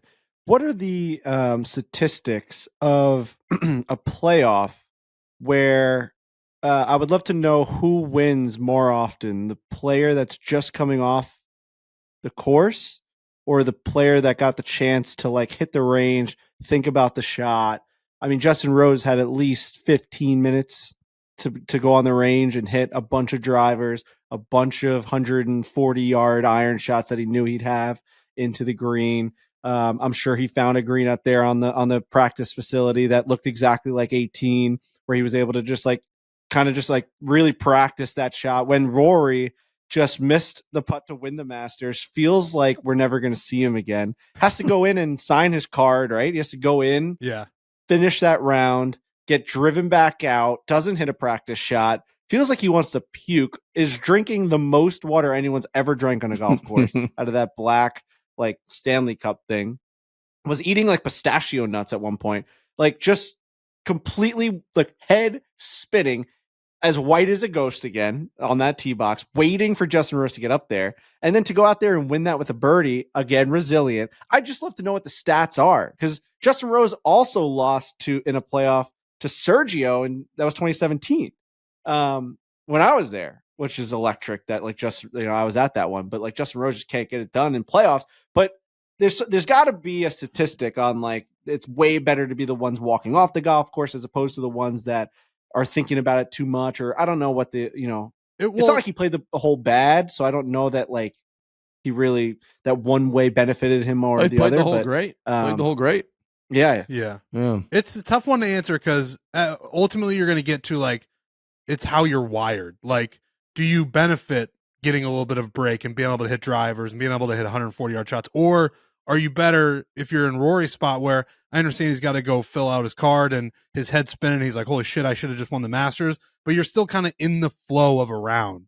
And you're just, all right, now we're driving back out there. I just played this hole, so I'm ready to go, despite, kind of losing the Masters there at the end. It just kind of depends on how you're wired. I don't know if you can ever get an answer. Yeah, dude, I think you're out of the flow. I think you might exit flow when I think he exited flow when he left that green. You walk through that tunnel when you're like, I mean, maybe he didn't. Maybe he's just like not a human being. But like, you're walking through the tunnel of people that like you should be walking through to go get your green jacket. He kissed Erica and Poppy. Like he was done with his round. So I hear what you're saying. He probably exited flow. Like, I got to go back out there and do it again. Did you see me put the ball in the water on 13? And did you see what I did? The ball stayed up on 11. And did you see me hit the shot on 15? I got to go out there and play more golf. It's over, man. That is so true. He's probably dying to like gab about his round, being like, he doesn't get to talk to anybody about all the things that we just went through for the last hour and a half. He's like, I just lived, buddy, I'm done. A million lifetimes. And I see this shit. Have you guys seen this shit that we've been doing out here? Jesus, we got to talk about. You're telling me I got to go back out there and hit the hardest drive of my life? I got to hit a fucking towering cut 350. I felt really good on the playoff hole when they cut to Rory after the drives, and he had the exact number that he had on the 72nd hole. Because in my head, and I told this to Beef, I was like, how many times can you put a guy like Rory McIlroy in that spot? And is he going to dump it in the bunker again? No, there's no fucking chance. I think he's going to hit a good wedge here. So I had confidence in that moment. But I hear what you're saying. Like, Justin Rose had a lot of time to just sort of be like, all right, if this comes to a playoff, I know what I'm going to do. And Rory is just sort of like coming out of a blackout being like, what do we got to do? We got to do what now? to me, like the celebration that Rory had, which is so iconic, so genuine, it's going to live on forever. It's so good. The collapse, just the absolute waterworks, everything coming out of him. Just he couldn't even control his emotions. That like was awesome. heaving, crying on the green. Just one of the coolest, most genuine reactions you'll ever see. That reaction, like, was in him. Like that, like, oh, like everything just coming out of you is in him when he misses that putt. Like that True. type of stress and like want and like need for release is pent up in him, and his round ends and he's got to go back out and play. Like it's even more tense. Like think about like how tense his body is at that moment. So shout out to him. Shout out to this whole team. Whoever gave him like a little pep talk, like, right? You had to think he talked to somebody before he went out there. Like Justin Rose with his team. You got to think unless it's just Harry Diamond. Did you hear what like, Harry Diamond said to him? So Rory said in the presser that when they jumped in the golf cart to drive back to the 18th tee, Harry just looked at him and said, "We would have taken this on Monday, no problem, no doubt, right, lad?" And Rory was like, "Absolutely." And he goes, "Perfect, let's go win it." Just like, hey man, sick. There's That's no great. difference between, let's say you just made a 20-footer on 18 to come from behind and force a playoff. Like, we're in a playoff to win the Masters. If you showed up to Augusta National Monday morning, someone said, you get one hole, you're in a playoff with Justin Rose, you would go, I'll sign up right fucking now. Yep. And that was what Harry Diamond said to him. And then Rory went out there and made birdie. That's awesome. That's the perfect thing to say in that moment. That's why So good. you keep a guy like Harry around. That's fucking awesome. Oh, but Justin has to hit the first shot and he pures it, and it's like, oh my god, man, that pressure. The pressure's crazy. And another thing that Rory kept saying, along with the resiliency thing in the press conference, was he's an eternal optimist. So, and he just somehow sticks to that, and he's probably thinking like, all right, we got another chance here. As much as he's dragging all of the history with him, every bit of it with him onto every shot. Oh, it's crazy because we sit here and we feel all the ups and the downs, and we feel the imperfect nature of the way that everything unfolded, the doubles, the shocking like mismanagement of 13 and all the stuff. But at the end of the day, Rory McIlroy played 73 holes to go do a playoff, and he just shot a lower score than anyone else. And like, that's just correct. It. Yeah. These guys are the best players in the history of golf. They've all got TrackMan, they've got coaches, they've got physios. They all came here weeks before. They play practice rounds. They're studying the golf course. They're using Decade Golf experience. Is that in or out the window? All of it, all the ceremonial stuff, all the hole outs, all the great shots, man, all of it against 80-something other players, 90 other players. And at the end of it, people can say whatever the fuck they want, but like, Rory McIlroy shot the lowest score after 72 holes and then a playoff hole. And that is just what it is. Yeah. For historical context, he now joins it as Gene Sarazen, Ben Hogan, Gary Player, Jack Nicklaus, Tiger Woods, and Rory McIlroy are the only players in the history of the game to win all 4 major championships. There's some iconic names that never won the career Grand Slam: Arnold Palmer, Phil Mickelson, Tom Watson, Nick Faldo. Some all-time greats in the game of golf that never won the career Grand Slam. Rory McIlroy has done it. He now gets to 5 major championships. He ties Brooks Koepka and a bunch of other players. There are only 14 players in the history of golf that have 6 or more major championships. So if Rory can win a couple more, he will then join, because if you get to 8, so if he can win 3 more, only 6 players in the history of golf have won 8 or more major championships. So if he can get there, Rory has really, really helped his case for being a top 10 player in the history of the game with what happened today. I really think this is going to free his ass up. If you look at the venues for the rest of the year, he's going back to Quail Hollow is where the PGA Championship is next month. Rory McIlroy's first ever PGA Tour win was at Quail Hollow when he was 20 years old. He's going back to Royal Portrush, which is a hometown major championship. That is, of course, where Shane Lowry won in 2019. Rory famously made a quad on the very first hole and then tried to make the cut, couldn't quite get it done. But he's got the weight off of his shoulders. And then Oakmont for the U.S. Open. I don't know in terms of ball striking wise. That's probably the hardest golf course on planet Earth. And Rory McIlroy, the way that he hit the ball this last week, and how the way he's played this year. He's won at Pebble, he's won at Sawgrass, he's now won at Augusta National. Those are the three most iconic golf courses I think we have in the United States of America, maybe. And he's got victories at all three of those so far. So yes, this is a big relief. Yes, this is resiliency and all that.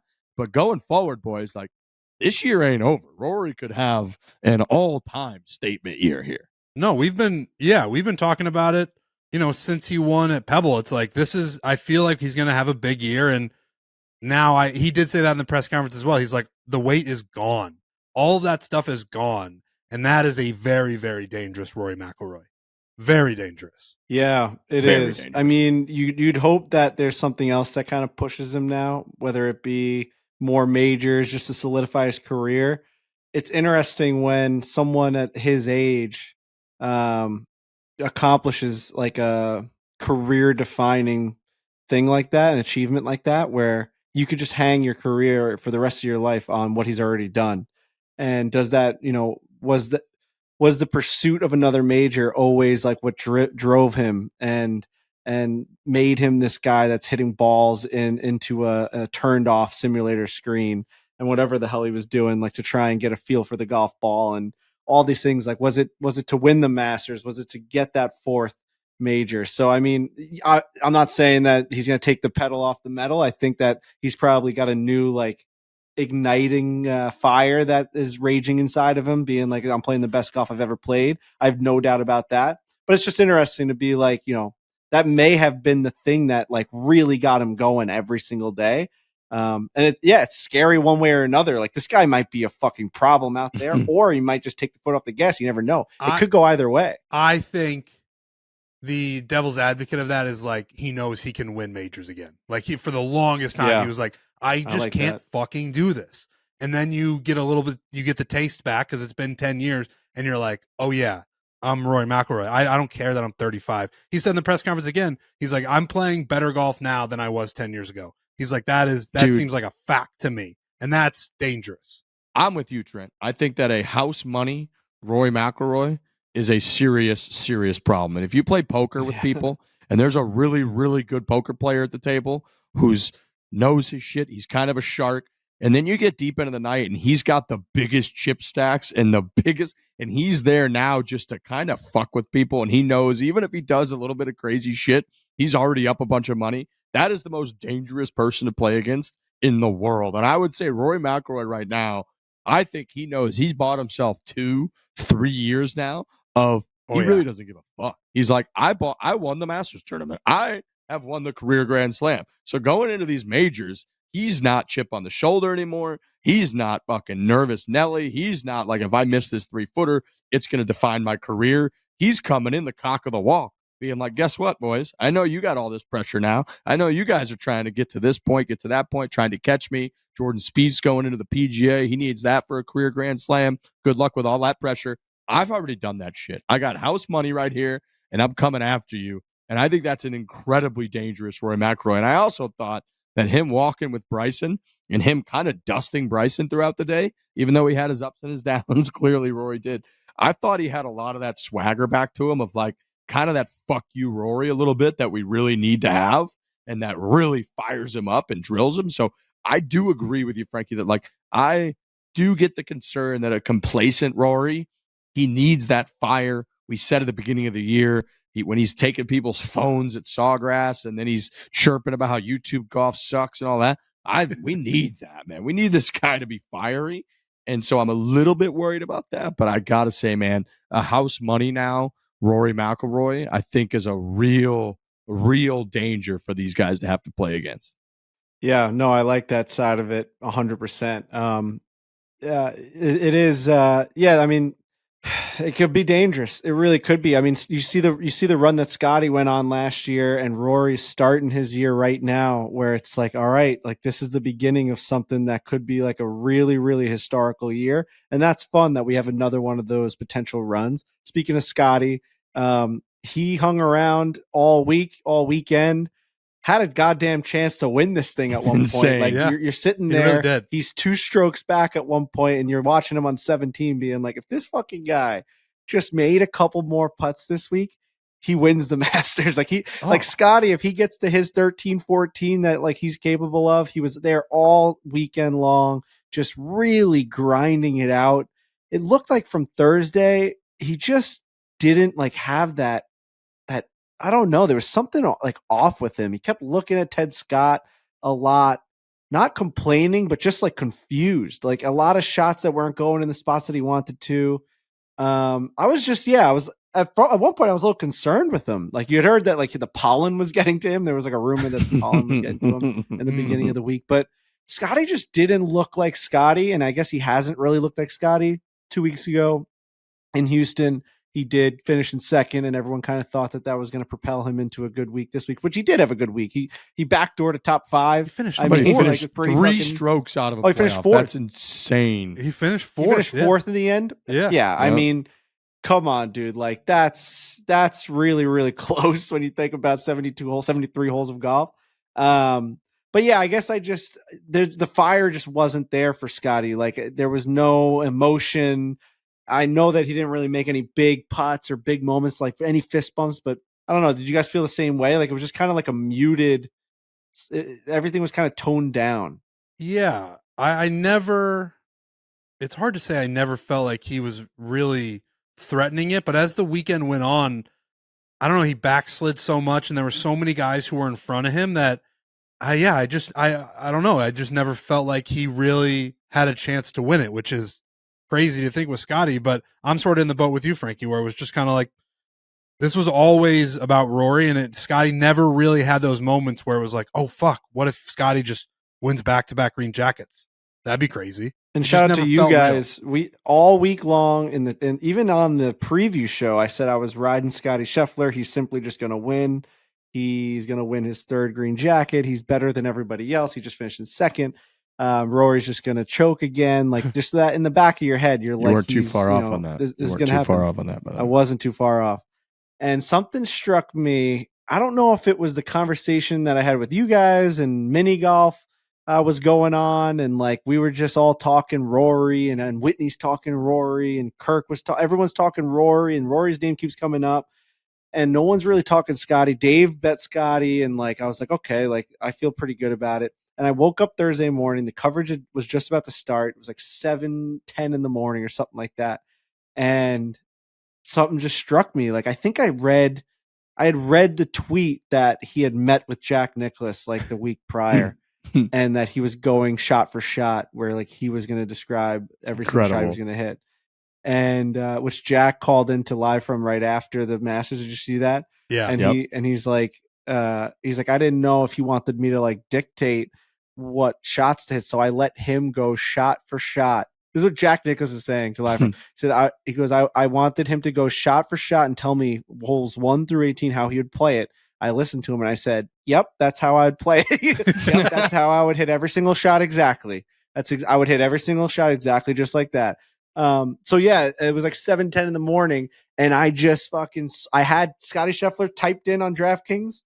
I had $500 ready to rip and I just deleted it. Went to Rory McIlroy plus 650 and I just threw it on there to win like $3,700. Yep. And I'm like, let's go. I knew Riggs was on it heavy to win like 16 grand or something like that. Biggest I knew Trent was on it. I'm like, biggest payout I've ever had. I can't do this show with these guys and let them have a victory. I'm like, I'm riding hard with the gang. I'm not going to be the one that's like the contrarian that's like rooting against. There's no one worse than someone that's rooting against other people's bets. You got to be all aboard. I just wanted this moment for us to all sit here and be like, we all won. We won 20 grand collectively or whatever the hell it was. Maybe even more. We won $22,000 collectively as a group. Like, are you kidding me? Rory McIlroy. Shout out to DraftKings, #DK partner. Like, always gamble responsibly. Are you nuts? Like, what a fucking, we got that.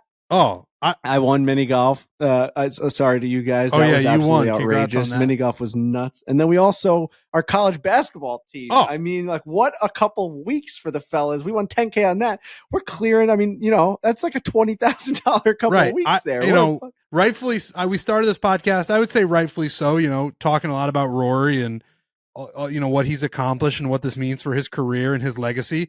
But last but not least is just a huge shout out to us for the reasons that you're listing. Like, I know Rory and So not big Rory and win. Riggs and I were on Rory. You listened to podcasts from 3 weeks ago. We were like, we got to start having real discussions about this guy, Rory. Obviously, after Pebble was as a big discussion, then certainly after he wanted the players, it was like, this guy is set to have a huge year and it feels like he might win the Masters. And we were just in. And then when I saw Frankie bet it as well, I was like, now we're even more in. And we just, it's not, we all got him at what, plus 650. I think Scottie was the favorite at plus 450. So I think when we were talking about it at the Chicago office, there were some people who were like, oh, you're not getting a lot of value with that, blah, blah, blah. The value of it doesn't matter when it does. Oh, there goes so there goes Trent. He's pissed Trent's, off with his I think he's microphone. quitting. I said the same thing. I mean, I think Trent was right around me when that was said. I said, someone's like, well, there's no value in picking like Rory or Scottie. And I was like, well, the value is like when we just win the bet, right? Like I know, like I understand that you can like look for value picks, which I do also, right? Like I had a great parlay of like Scottie top 5, Rory top 10, and Victor Hovland top 10. And for like 96% of the Masters, it was looking good. And then Victor just fell off on Sunday. He was right around that 10 spot. And I'm like, oh, I'm going to get.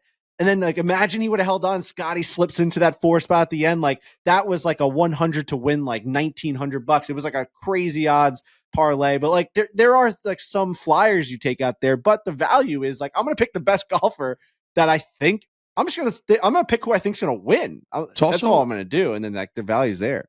If someone gives you a game, a pick in a game, a basketball game, football game, whatever, and that team is like plus 140, you're like, oh my God, that's insane value. We're telling you plus 650. Now, I understand it's a golf tournament and it's different, but when people say there's no value in that, that's like that's higher odds than our crazy make the cut parlay. That's higher odds than our crazy. Which went 0 for 3. It's got to be the first time ever. We went 0 for 3 on make the cut at the Masters. Sepp Straka. Everybody. Dude, I also did a parlay of I had 10 way parlay make the cut. Sepp Straka was the only one who missed it. Dude, it's a sea of green, and he in was the charging middle on Friday too. Sepp. He should have made the cut on Friday. He finished like double. Did he finish 3 triple. over? Dude, he finished with a triple. Did he finish 1 1 off? Otherwise, he would have made the cut.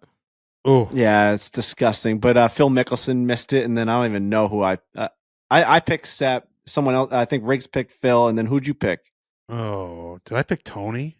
It was Tony Finau. Yeah, we went 0 for 3. First time we've ever gone 0 for. God bless. I mean, you got to be the first time. That's hard to do. Yeah. I want to say, like, this show, man, you can go back months, and we started talking about how this is going to be the year for big names and it being a little bit of like an open season when it comes to the big tournaments. Mm-hmm. It's not just Scottie who's going to win. It's going to be Rory, and it's going to be Xander, and it's going to be Ludwig, and it's going to be Scottie, and it's going to be a top 5, 6, 7 names in the world of golf are going to be there battling it out. And this is what we had this morning. I was as excited to watch any sporting event that I've ever been excited about. This was as excited as I've ever been going into it, having Rory against Bryson with a bunch of those other names up there. There was a point on Saturday afternoon where there were screenshots going around from the leaderboard that was laughable how good it was. And I just think like we've been hyping that up all year with seeing big names win different tournaments. Victor Hovland has won, Ludwig's won, Rory's won a couple times. There's like big names. Are they all going to be in the mix? Golf doesn't really get that very often where you really get like head to head of some of the biggest names in the game playing each other. And that's what we actually got here. We got Rory against Rory against Bryson. It was like a rematch of Piners, and it absolutely delivered. I want to say that Rory bet that I put in, I actually panicked and put it in before Houston because I thought he was going to win Houston. It was going to crush his odds. So I think I put that in on March 28th. I put that Rory bet in, and here we are on April 13th, and that thing cashed. So a big shout out to Rory.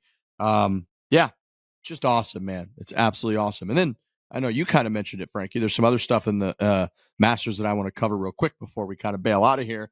Big shout out to Nick Dunlap. Nick Dunlap came out on Thursday. He fired a 90.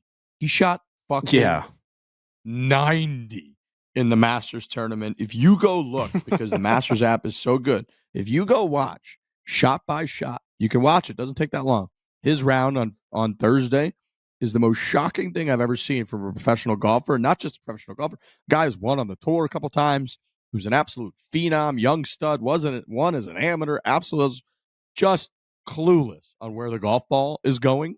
He didn't have a single 3-putt on Thursday and shot 18 over par 90. Billy Horschel put his arm around him, walked him back into scoring afterwards, said a bunch of positive stuff to him with Billy, which Billy revealed afterwards, saying, like, I just want to let you know you earned a lot of respect from a lot of professionals today. Anybody else would have bailed out. WD, quit. You battled through it. Nick Dunlap goes out, has his coach or somebody buys 100 golf balls at like Golf Galaxy, hits 100 golf balls into the fucking woods, comes back out on Friday, was 4 under at one point, and shoots a 1 under par 71, which is a 19-shot difference, and is the biggest turnaround in a major championship, I believe, since 1956, I think, is the last time that somebody had that big of a turnaround in a major championship round. So just a huge, 1966. So just a huge, huge shout out to Nick Dunlap, because that was an all-time ballsy turnaround from him. Yeah, it's just crazy because I followed him on Tuesday because he was with Freddie Couples and Brooks Koepka for a couple holes. I know they played like 8 and 9 together. I think Freddie like jumped across the fairways and kind of met Brooks, and I saw Dunlap with him, and he was hitting the ball. Oh, actually, now that I think about it, he did hit like a woman in the crowd. He hit a woman in the crowd right off her shoulder, but then he hit like the sickest recovery shot of all time, like an opened up like 50 degree over the trees on 8. It like went right into the middle of the green. He ended up making a par out of that. And then I watched him on 9. He pounded the ball like past Brooks with like a sick little draw. So I remember like walking off of like the 9th hole. They stopped playing after 9, being like, "Oh, Nick Dunlap looks pretty like confident." Like I saw him hit a sick recovery shot. I saw him hit like an absolute laser beam on the 9th tee box. And I saw him walk by me, and he kind of gave me like a look. I don't know if he like recognized me or like remembered me from like the driving range or anything, but like I was like, "Oh, Nick Dunlap!" Like he was in the back of my mind when I left the Masters, and when I saw him shoot a 90, I was like, with no 3 putts, I'm like, "What the fuck happened to that guy out there?" We're the worst golf scouts on planet Earth. We're also the same guys who watched Phil Mickelson warm up on the range at Kiowa, and we're like, "This guy's got no shot. This guy's done. Nothing. His career's over." And then became the oldest. Making fun of him for hitting. Me and Trent are sitting there, and we're like, "Look at this pathetic golfer." It's like he's over the hill. It's over, he's man. Done. We're like, dude, remember he was at the end of the driving range. We're like, he won't even hit around. We're like, he won't even hit by the golfers. Like, I'm like, he's on his own out there. This is so sad. A legend. Like, they're just sticking him out here. And then he won the goddamn PGA. So, yeah, I mean, we are not the best. We're not the best. But, you asked the DraftKings Sportsbook, we're pretty good, actually. You know what I mean? We are pretty good. I would say that. I mean, I also would say I didn't have, and I mean, we can go through all the guys, but like I didn't have Max Homa performing as well as he performed. Played great in my pre-scout, analytics. Shout out to Max Homa. No grinder on the bag, and you go out there and you just fucking. What did he end up finishing? I'm trying to find that right now. Under. It was 4 under, I think. Yeah. Let me look. Max Homa with a. He was up there, dude. He finished tied Max for 12. T12. Tied for 12th. I typed in Max, and like HBO Max came up. I typed in Max in my app search. You know who was sneaky threatening, especially on Saturday? Zach Johnson. That was a crazy run. Yeah. He was. He had a little bit of a run, man. Were you happy about that, Trent? I was. That's a guy who needs a win. And, I think nowadays I feel like most people are rooting against Zach Johnson for a multitude of reasons. The Ryder Cup being one of them. Some clips that have come out of him at Waste Management, and I even think the Masters. So, his Q rating has gone down, but he's still a Cedar Rapids guy to me. I like seeing him make a little bit of a charge at Augusta National. That gets my juices flowing, but ultimately it didn't work out. But it was funny, like watching Twitter and everyone be like, "What the hell does Zach Johnson think he's doing right now?" And then, he made a nice little run. He made a great run, so nice showing from Zach Johnson. What'd you guys make of this Jordan Spieth? Did you guys see his comments about how they're not supposed to talk about mud balls, but everybody knows mud balls are a huge issue at Augusta? and then he just went. He said on mud and balls on. like 1,000 times. Oh, it was a very I tough missed this. clip. I A thought. lot of I thought mud, it was. tons of mud ball talk. Alex Bush, can you play this clip? I sent him a bunch of It's like, clips. I know we're don't not supposed to talk about mud balls. You know, Wow. mud balls. You're going to get a lot of Interesting. mud I balls. gotta find out it real here. quick. All right. Yeah, What do you guys?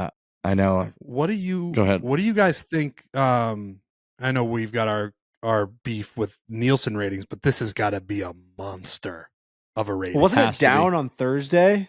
And they were like, "Is this the Tiger effect? Like, is like the Masters is down from like those when people better get out a big old bowl of crow because the rating that Rory DeChambeau final pairing Yep. and then all of the drama that just along the way you're just collecting viewers, people texting their group chats, their families being like, "There's something crazy going on in Augusta National." That, boys and girls, is going to be a big number.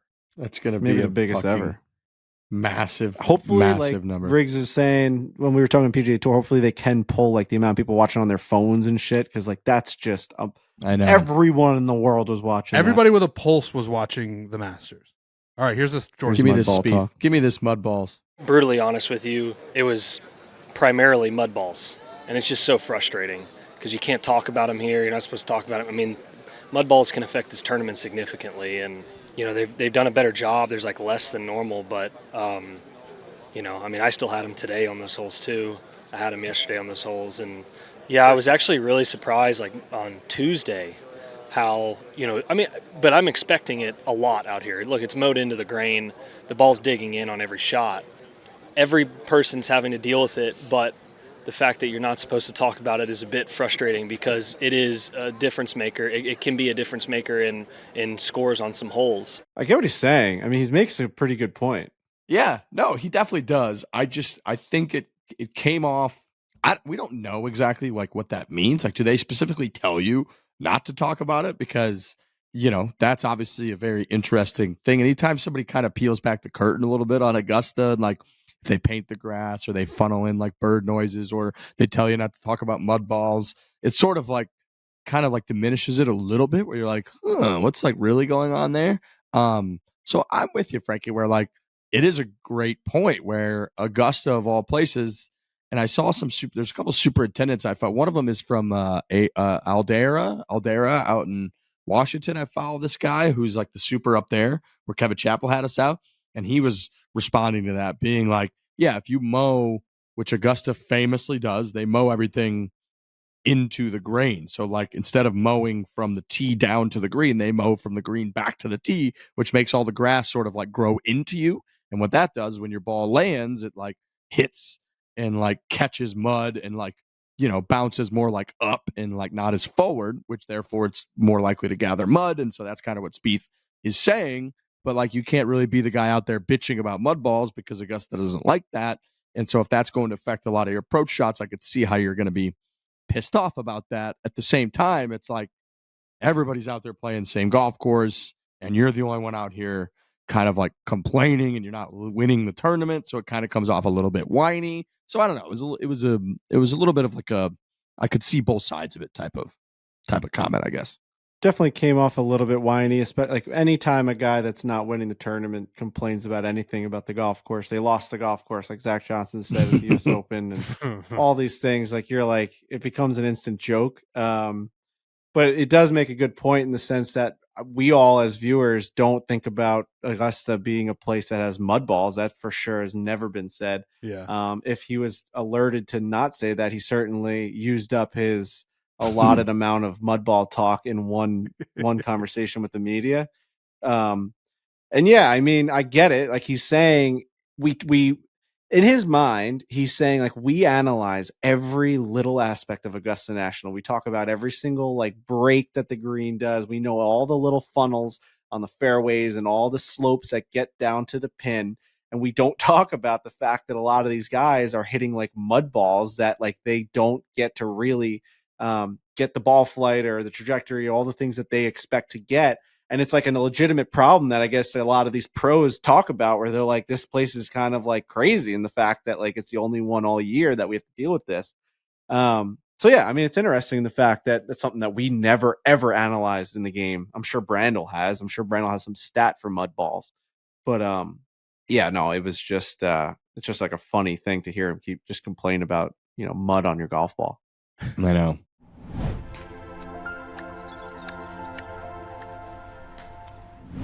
This episode is brought to you by Brex. Every company is looking to get more from their dollars these days. Meet Brex, the modern finance platform that helps companies do just that.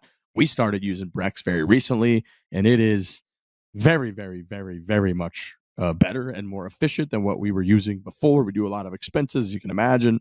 We all take about 100 flights a year. We're all over the place, Ubers, dinners, meals, flights, bag fees, all kinds of stuff just add up. You just take a picture of the receipt on this, and the app just does everything itself. It's absolutely incredible how much better Brex is.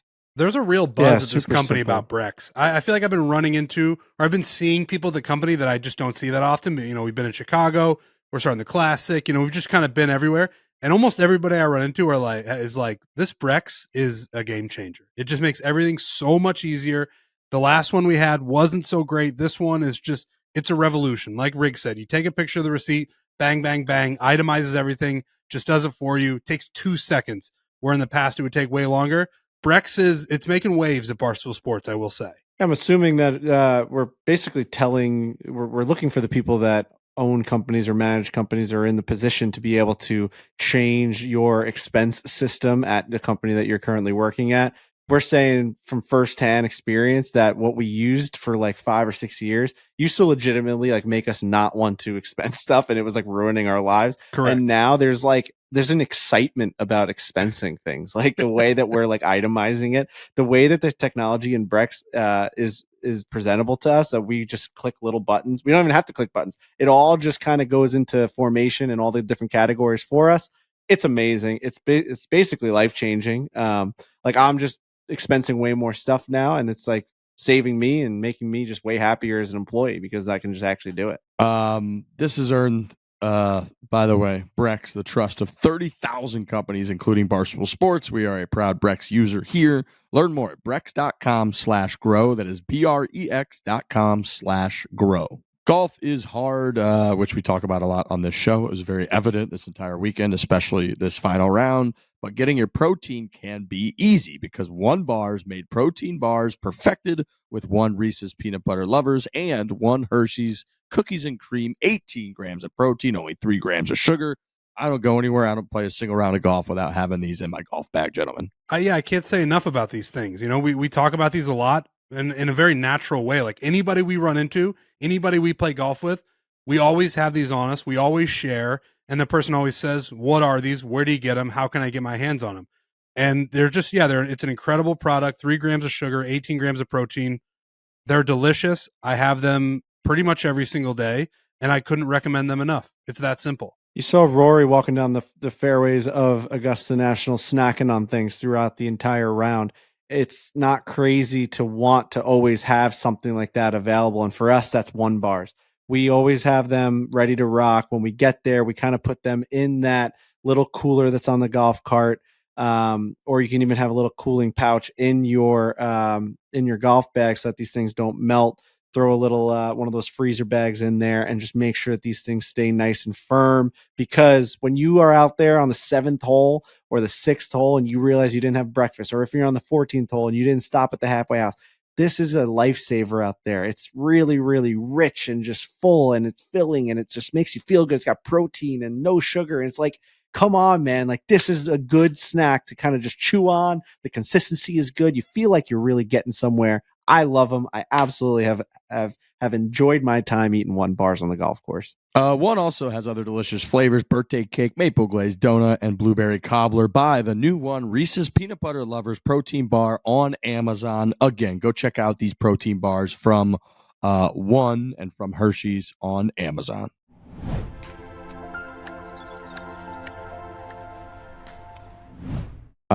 Couple more things to run down. One of the craziest moves in Masters history, the amateur Jose Luis Ballester. This was crazy, bro. Piston race freak during the Masters tournament. He's wearing the upside down ASU hat with the letters, and he piston raised creek during the tournament. Honestly,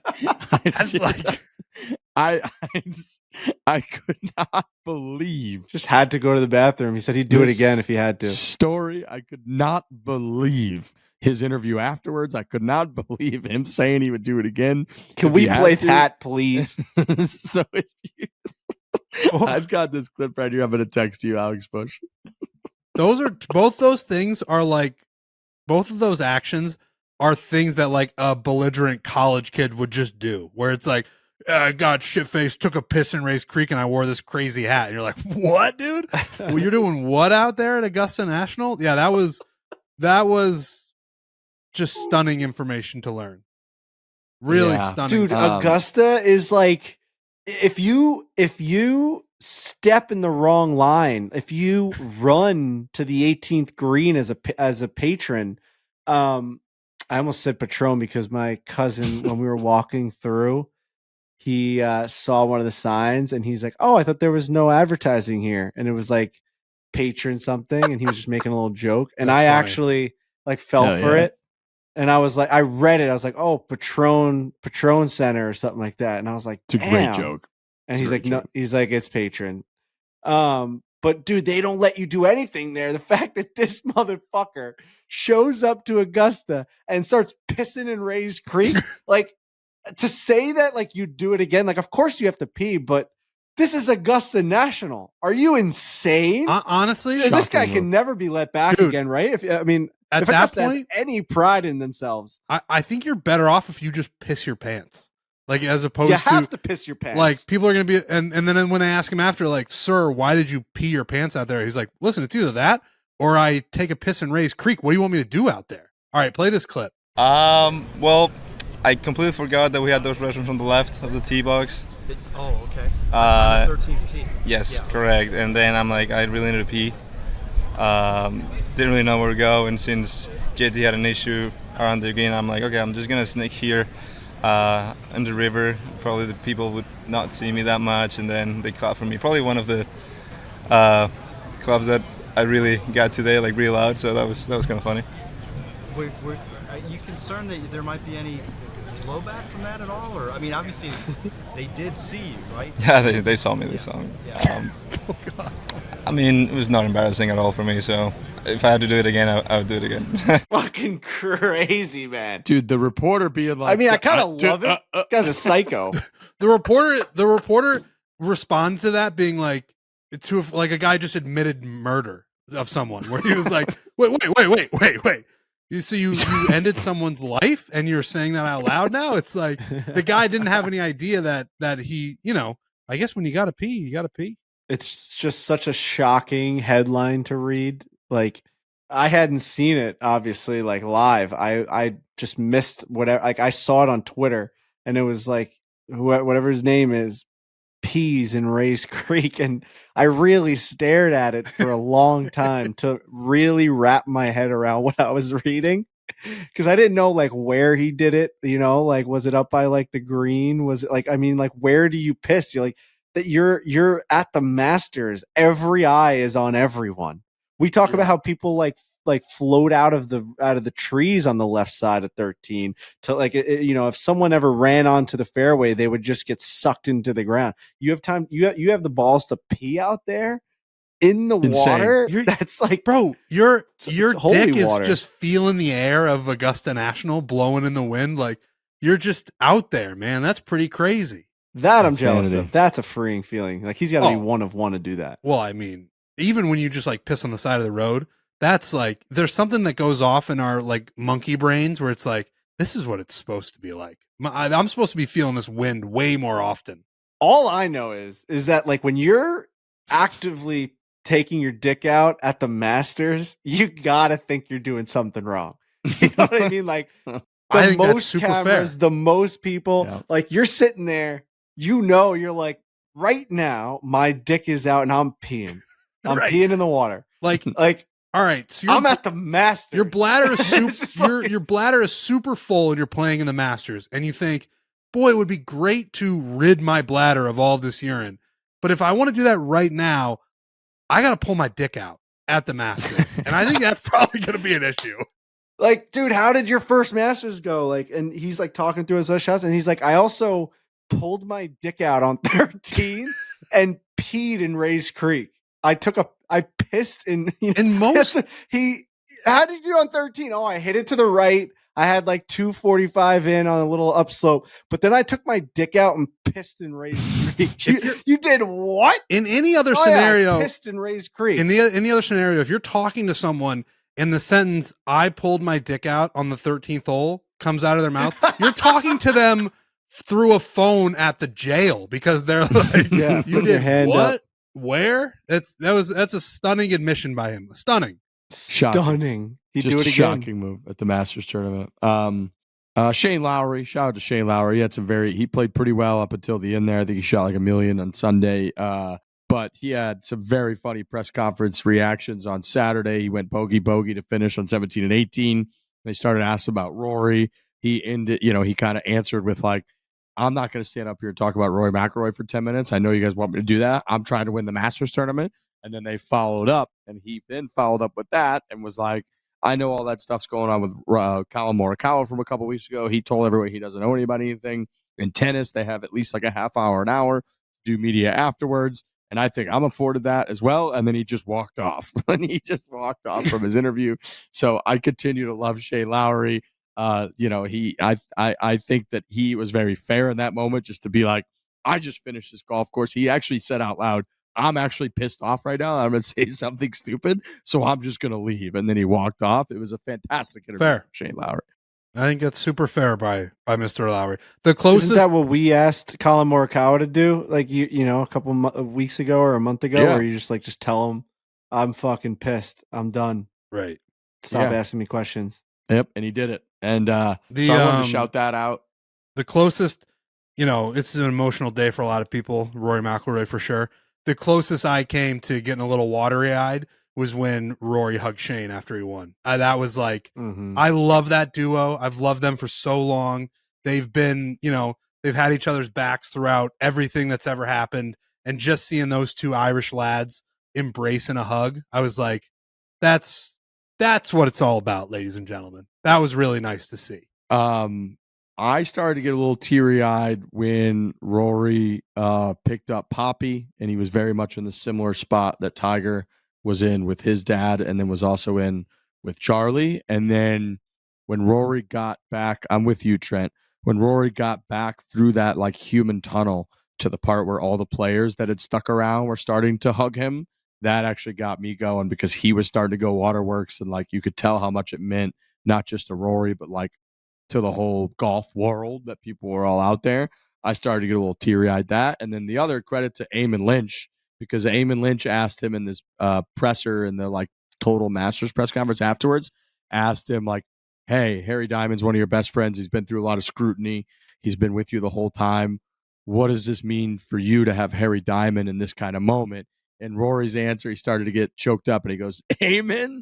And he like knew Eamon had kind of got him to choke up a little bit. And that kind of made me choke up a little bit too when he started talking about Harry Diamond, which was awesome. The Europeans have a great thing where when they're celebrating with each other, they grab each other's face. You notice that? Like they do a lot of face grabbing. And I think that really brings a lot to it. A hug is a hug. That's nice. But the Europeans, they grab each other's face and they sort of smack each other. And I don't know what, I love it. I love that part of their culture. And Shane and Rory did a lot of that too. They kind of grab the back of the neck. Back of the neck, it's side really, of the head. yeah, it's manly. Just like, fuck, man, you did it. You did everything that people said you weren't going to do. I like that. And it was funny, to see just like everyone kind of like try and get a hand in with Rory, just like every single buddy that he may have ever had or anyone that's ever crossed his path was trying to get, because the cameras are on. This is a historic Masters, maybe one of the most viewed Masters ever. Obviously the Grand Slam, and like this is still on live TV, like this is still on CBS, and they're showing everything. You can hear everything. Shout out to everyone. No one said anything outrageous, right? They didn't have to hit the bleep button or anything, which is stunning to me. But Eamon was in that crew, and you could tell he wanted to get like some sort of recognition, and Rory kind of like missed him, and I was dying laughing at Eamon, like trying to weasel his way in there. But Eamon has a long history with Rory. It seems like that's Rory's like kind of go-to guy that he'll kind of give like a lot of, nuggets to and really give a lot of time to. When we've ever had interactions with Rory, it seems to happen around Eamon also, like at the US Open when Trent and I were just like walking up that road and Eamon was talking to us and Rory stopped and was like, "Oh, Eamon, you're talking to the Barstool guys," and like kind of joking with us. And we leaned in and talked with Rory for about like 15 minutes about God knows what. At that point, I think I blacked out. He mentioned But, I was like, "What are you doing?" And he was just like, "I'm gonna go take a nap." And I was like, "That's cool. Oh yeah, he did. That's say cool. that. He That's did say sweet." that. So if I were Um, given that interaction, if I were anywhere near Augusta National and Rory today, I would have gone in for a hug. I would have just been like, "Remember that time you 100%. told me about that nap you were gonna take? Bring it in here, pal." I would have been all over him. And shout out to Team TaylorMade. I think that's one of my final takeaways from this thing is like you look at Scottie Scheffler putting the green jacket on Rory McIlroy, and at the end of the day, if you are repping any other brand, there's a lot of brands out there that are really trying to get you on their team. And I just think TaylorMade is, and I know we're part of the family, but they really feel like a family. And I know that we're deep into it, right? Like we follow all the people behind the scenes, the Ollies and the Tylers and the Barbooties and the Essies, right? And the Lauders, all these guys that have JPs. made JPs, like all these people that have made like our lives like so great with all these memories, and they've really just like done everything they could for us. And it's been such a great relationship. Like to watch them be so excited for their guys and Rory, and like you got like Tommy Fleetwood hugging Rory and like all they've been through, and like Scottie really like, and we see like these guys at media day and they're all such a tight-knit family. They all play an individual sport, but when they have to do all their videos and see all the new equipment, they're all just so tight. And you got Tiger in that mix and Nelly Corda. It's just like TaylorMade's just at the top of the world. And I know that you could say like, you know, we are contracted with them and I'm probably contracted to say it, but it's just like the proof is in the pudding, man. Like just look at what's going on in front of your eyes. To me, like I got almost like a little emotional with just like the ride that all this team has been on with Rory. And like they don't get anything from him winning the Masters, but like they're celebrating it like their brother did. You know what I mean? Like it's Right. fucking. I just really enjoyed seeing like just how much that meant to everything. Think about Adrian, like the club fitter for Tiger Woods, for Rory McIlroy. He has been with this guy around the whole world, Dubai, everywhere, across, you know, anywhere that he plays, Adrian's there, fitting him to the millionth degree. And his guy just won a major. Like, come on, man. That is fucking awesome. I think they're so tight that Rory wouldn't hit the new clubs until Adrian got back from a Australian vacation. Everyone was saying like, oh, Rory doesn't like the Stealth 2 or like whatever it was at that point, the Sim 2 or whatever. And they're like, no, Adrian's not back yet because Rory doesn't want to fit his new driver. So shout out to the team. Yeah, it takes a lot. TaylorMade's been the best. I mean, he's using the golf ball, right? TP5. There's a lot of talk about him using the softest ball that TaylorMade makes. He's ripping drivers. It's just Scottie to Rory. It's Team TaylorMade's doing well right now. So congratulations to all of them. Last thing I got is mini golf. I know you kind of touched on it a second earlier, but the Barstool mini golf was absolutely riveting. I thought the fore-play team overall had a great showing. Big congratulations to Team Jeff D. Lowe. Frankie and Beef were on that squad. Beef with one of the all-time redemption stories at the end of the first day of play. For anyone who kind of missed it, it was sort of in our blackout period there between podcasts. So like we put a new show out Thursday, we put a new show out now. All of it happened like after we recorded the last show. So it was 4 or 5 days ago now. But Beef had a huge moment in the end of day one to make a short putt on the last hole.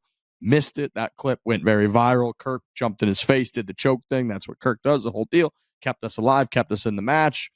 Beef comes back, is in a knockdown, drag out match, and ends up making a hole-in-one in the playoff hole to win his match for just an all-time redemption story. So a big shout out to Beef, whose life has changed dramatically in the last 3 or 4 months. And I loved seeing him get that redemption right there. Just thrown right into the fire, dude. Just, you know, we've all been around for a long time. We've done a bunch of these mini golf things and they're really fun. I really love doing them. And I thought the team aspect of this one really added a new element where you're just, as opposed to just hitting your own ball and then it's like, I didn't play that well or I did play well, doesn't ultimately matter. But when you're out there just watching your teammates, coaching them through it, like that's really fun. But yeah, Beef just thrown to the wolves, had a heartbreaking putt on the first day, like you mentioned, redemption the next day. Really, just a really fun event, I thought. And I was really happy that Beef had that moment of redemption. Yeah, I mean, Beef's really finding his footing here. I think, yeah, we definitely throw him right into the fire, just like we did with Dan Rappaport. Like, we just kind of go and we throw people at, 500,000 people watching a video, and like, you're like, here's our new guy. And I think that always in the beginning, it's a little bit like shaky and people are just starting to feel it out. And you can just tell that Beef is very, very loved at the Chicago office, and all the people at Barstool really, really enjoy him. Dave loves him. Like, Kirk feels comfortable enough to like go up to him and say like Yep. choke and die and Yeah. all these things. Like Yeah. all like he really is a Barstool guy in the sense that like, he's not a stand-up comedian, but he's just got these little things about him that, and obviously like he's just a hilarious guy, just like the fact that he is just Beef and the fact that he's got that nickname and he golfs. And I loved that week for him. Like even the putt that he missed like was huge for him. Like it went viral and everyone's saying like, oh, Beef doesn't have it. And then the next day comes back and wins and it makes that hole in one answering and on the 18th hole in the playoff or whatever it was. And the huge celebration with Dave and everything. And yeah, I mean, I got a million messages, all like half positive, half being like, how could you guys get so cringy and crazy about mini golf? And I mean, to that, I would say like, how often are you playing mini golf for $60,000 for you and a bunch of your coworkers? And then like, it feels like the biggest thing of all time when you just like make it that. Like, like at our company, Yes. that is the biggest thing of all time. When you play mini golf, like if you're messaging me being like, why are you guys going so nuts? Like when I played mini golf my whole life before I started Barstool, I didn't get that crazy. I used to just kind of go to the putt course at Eisenhower Park. And it used to be a lovely stroll. It was nothing serious.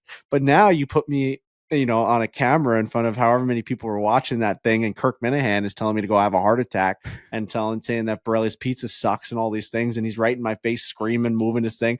I'm playing for my teammates that we're about to win $60,000. If I make a putt off a rock, I'm going to act like I just won the goddamn Masters, like I'm Rory McIlroy, because that's as big as it's going to get for me in my little life here. I'm just Frankie Borelli. That's all I get to do is play mini golf in front of a bunch of people. So I'm going to take it as seriously as I goddamn can. And I think Beef is starting to get a feel for that as kind of my closing point on it, where he didn't know any of that going in. I saw Big Cat, a clip of Big Cat today talking about that very thing where it's like, what would people prefer that we don't care? Like, I think that's a way worse product. Like, if you go out there and you're just like, oh, I don't really care. You're like, oh, I lost my match. I don't give a fuck. It's actually way more fun to take it super seriously. And Big Cat even said, like, maybe we all got to look in the mirror and be like, this is just mini golf. What are we doing? But it's way more fun to get super invested in it, to get super invested in your teammates when you're not playing and just try to win. And that's what makes Barstool great, I think. And I think the opposite. Someone's like, oh, act like you've been there before. Like, what? Why is that the accepted, like, only reaction that, like, you think is conveyable to, like, a viewer or, like, an audience? Like, why is that the only thing that you want to see? It's like, me just making a putt and just looking at the camera and being like, I've been here before to make a putt for $60,000. No, it's way more fun. You think I'm a fucking dick? No, it's way more fun to get super, super, super into it. It really is. Yeah, I was talking with a couple of my buddies back home about it, and they, I said to them, I was trying to explain. I said, man, I don't know what it looks like on camera, but when you're in the moment from the first hole to the last hole, your heart is pounding, and it feels like the most. And a bunch of my buddies interrupted me, and they're like, "That, by the way, that comes through on the footage." They were like, when we're watching, like we can very clearly tell how intense it is. So I think most people that are watching, like, yeah, if you're watching and you think it's cringy that we're serious, why are you watching? I can't even fathom that. It's like, what do you mean? Like, you're watching a mini golf event in an office. Like, you're not going to get. It's like you're psychotic. Like, if you think it's crazy that we care, what are you watching for? Why do you genuinely like don't care and you're not even in it and you're watching? Get a light. So yeah, I agree with that. But I thought it was awesome. The format change was great. I love our Captain Kirk to death. I love how into it he is. Yep. I loved Frankie versus Kirk. It was an all-timer. Frankie, you gave it absolutely everything you had. Came down as close as it possibly could have. And I think Kirk's like the hardest person to play against that you could possibly have. I think the two of you, like from the second hole on, he does everything he can to get under your skin. And like, it's so entertaining to watch. I was following that group. I mean, everybody was following that group, but it's getting to a point where Kirk came up to Frankie and goes, do you want to step outside? Do you, Yeah, you want to step? And he meant it. Like in the moment, Kirk's like, all right, we're talking a lot of shit right now, but do you want to step outside? And I was like, this is the like, holy fucking, shit. this is the best. I'm having so much fun watching it because I know Frankie's in a torture chamber, but it's so much fun to watch. Yeah, no, he really gets to me, but he's very, very funny, and I love my matches with him. I mean, we put me up first, in the Ryder Cup format, and then he just answered saying I'll play him, and I was so fucking like nervous, and I just, you just don't want to play Kirkman, and it's just one of those things he just gets in your head. And Dave was laughing and smirking the whole time, so it's a great. It's fun as hell. Like, we're always going to take everything we do extremely seriously because to us, this is extremely serious. This is our business. We've turned playing mini golf in an office in Chicago into a business, and we're going to take that as seriously as we possibly can. And if you want us to just, shake hands and play as if like that's like, a Thursday at the Houston Open, then it's the wrong company. We're not going to give that to you. We're going to give you the bells and whistles and the circus. And I'm always going to bring the energy, and I'm not afraid to say that I will. So, it was unbelievable. A huge win, great event. Shout out to my team. Shout out to Jeff Deal. Shout out to all the ringers in there. Like, you got late picks like John Rich, just going absolutely nuclear out there. Such a good. We got to get him involved in a Barstool Golf video because apparently he played high school golf, and he's just like a crazy person out there, just making putts from everywhere. And then Ken Jack beating, which is just so funny. Like you're looking around and you see all these like mutant and misfits playing mini golf. And then in the final pairing, it's Ken Jack, who's our movie blogger, and he's facing off against John Gruden, Super Bowl champion head coach John Gruden, and he's losing his. You want us to take it seriously? John Gruden's losing his mind out here. The guy is one of the most famous coaches like of all What'd time. he say, dude? Fucking He Monday goes, Night I got to be Football. honest. This is more difficult than going up against the Ravens defense, is what he said. Yeah, it was nuts. And when Beef missed his putt, Gruden was in that match. He's dancing. He's going crazy. So it's like dancing. Yeah. So real fun, real fun. Great week in Chicago. Awesome trip. Just a long haul. You guys are at the tail end of it too. Just 15 absolutely days. just 15 days on the road. Absolutely grinding. This is what April brings, though. Yeah, it's been a long one. Oh, you're going straight to the RBC. That's right. I do think we have a video coming out this week where we do play against Nico Echevarria at the Houston Open. So, I mean, guy's kind of been in the mix.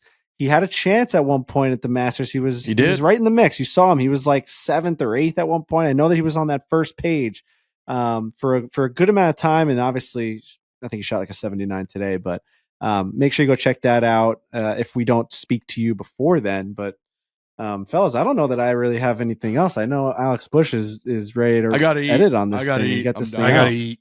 Same. I gotta eat. Yeah. What a Masters Sunday, man. What a tournament. Best golf tournament in the world. They do that thing so incredibly well. Shout out to Justin Rose, honestly. I got to give him some credit, man. He's 44 years old. He battled to the very end, lost twice in a playoff, so that's got to be extremely bitter. But what a performance. And then I'm going to conclude with, go on, Rory McIlroy, you absolute savage. I will never forget that Shane Lowry put that on his Instagram story when Rory won the Players' Championship. Go on, Roars. What a fucking battle. What an absolute savage. 5 major championships. Career Grand Slam. He did it in the most shocking fashion I've ever seen. It was so fun to watch. Big thanks to the DraftKings Sportsbook, where the fellas have now padded our accounts going into playoff time. NHL playoffs, NBA playoffs, baseball's back. And it's nice to have a little bit of a bankroll. So congratulations, Rory. We'll be back on Thursday. Hit it hard. Hit it hard. Hit it hard.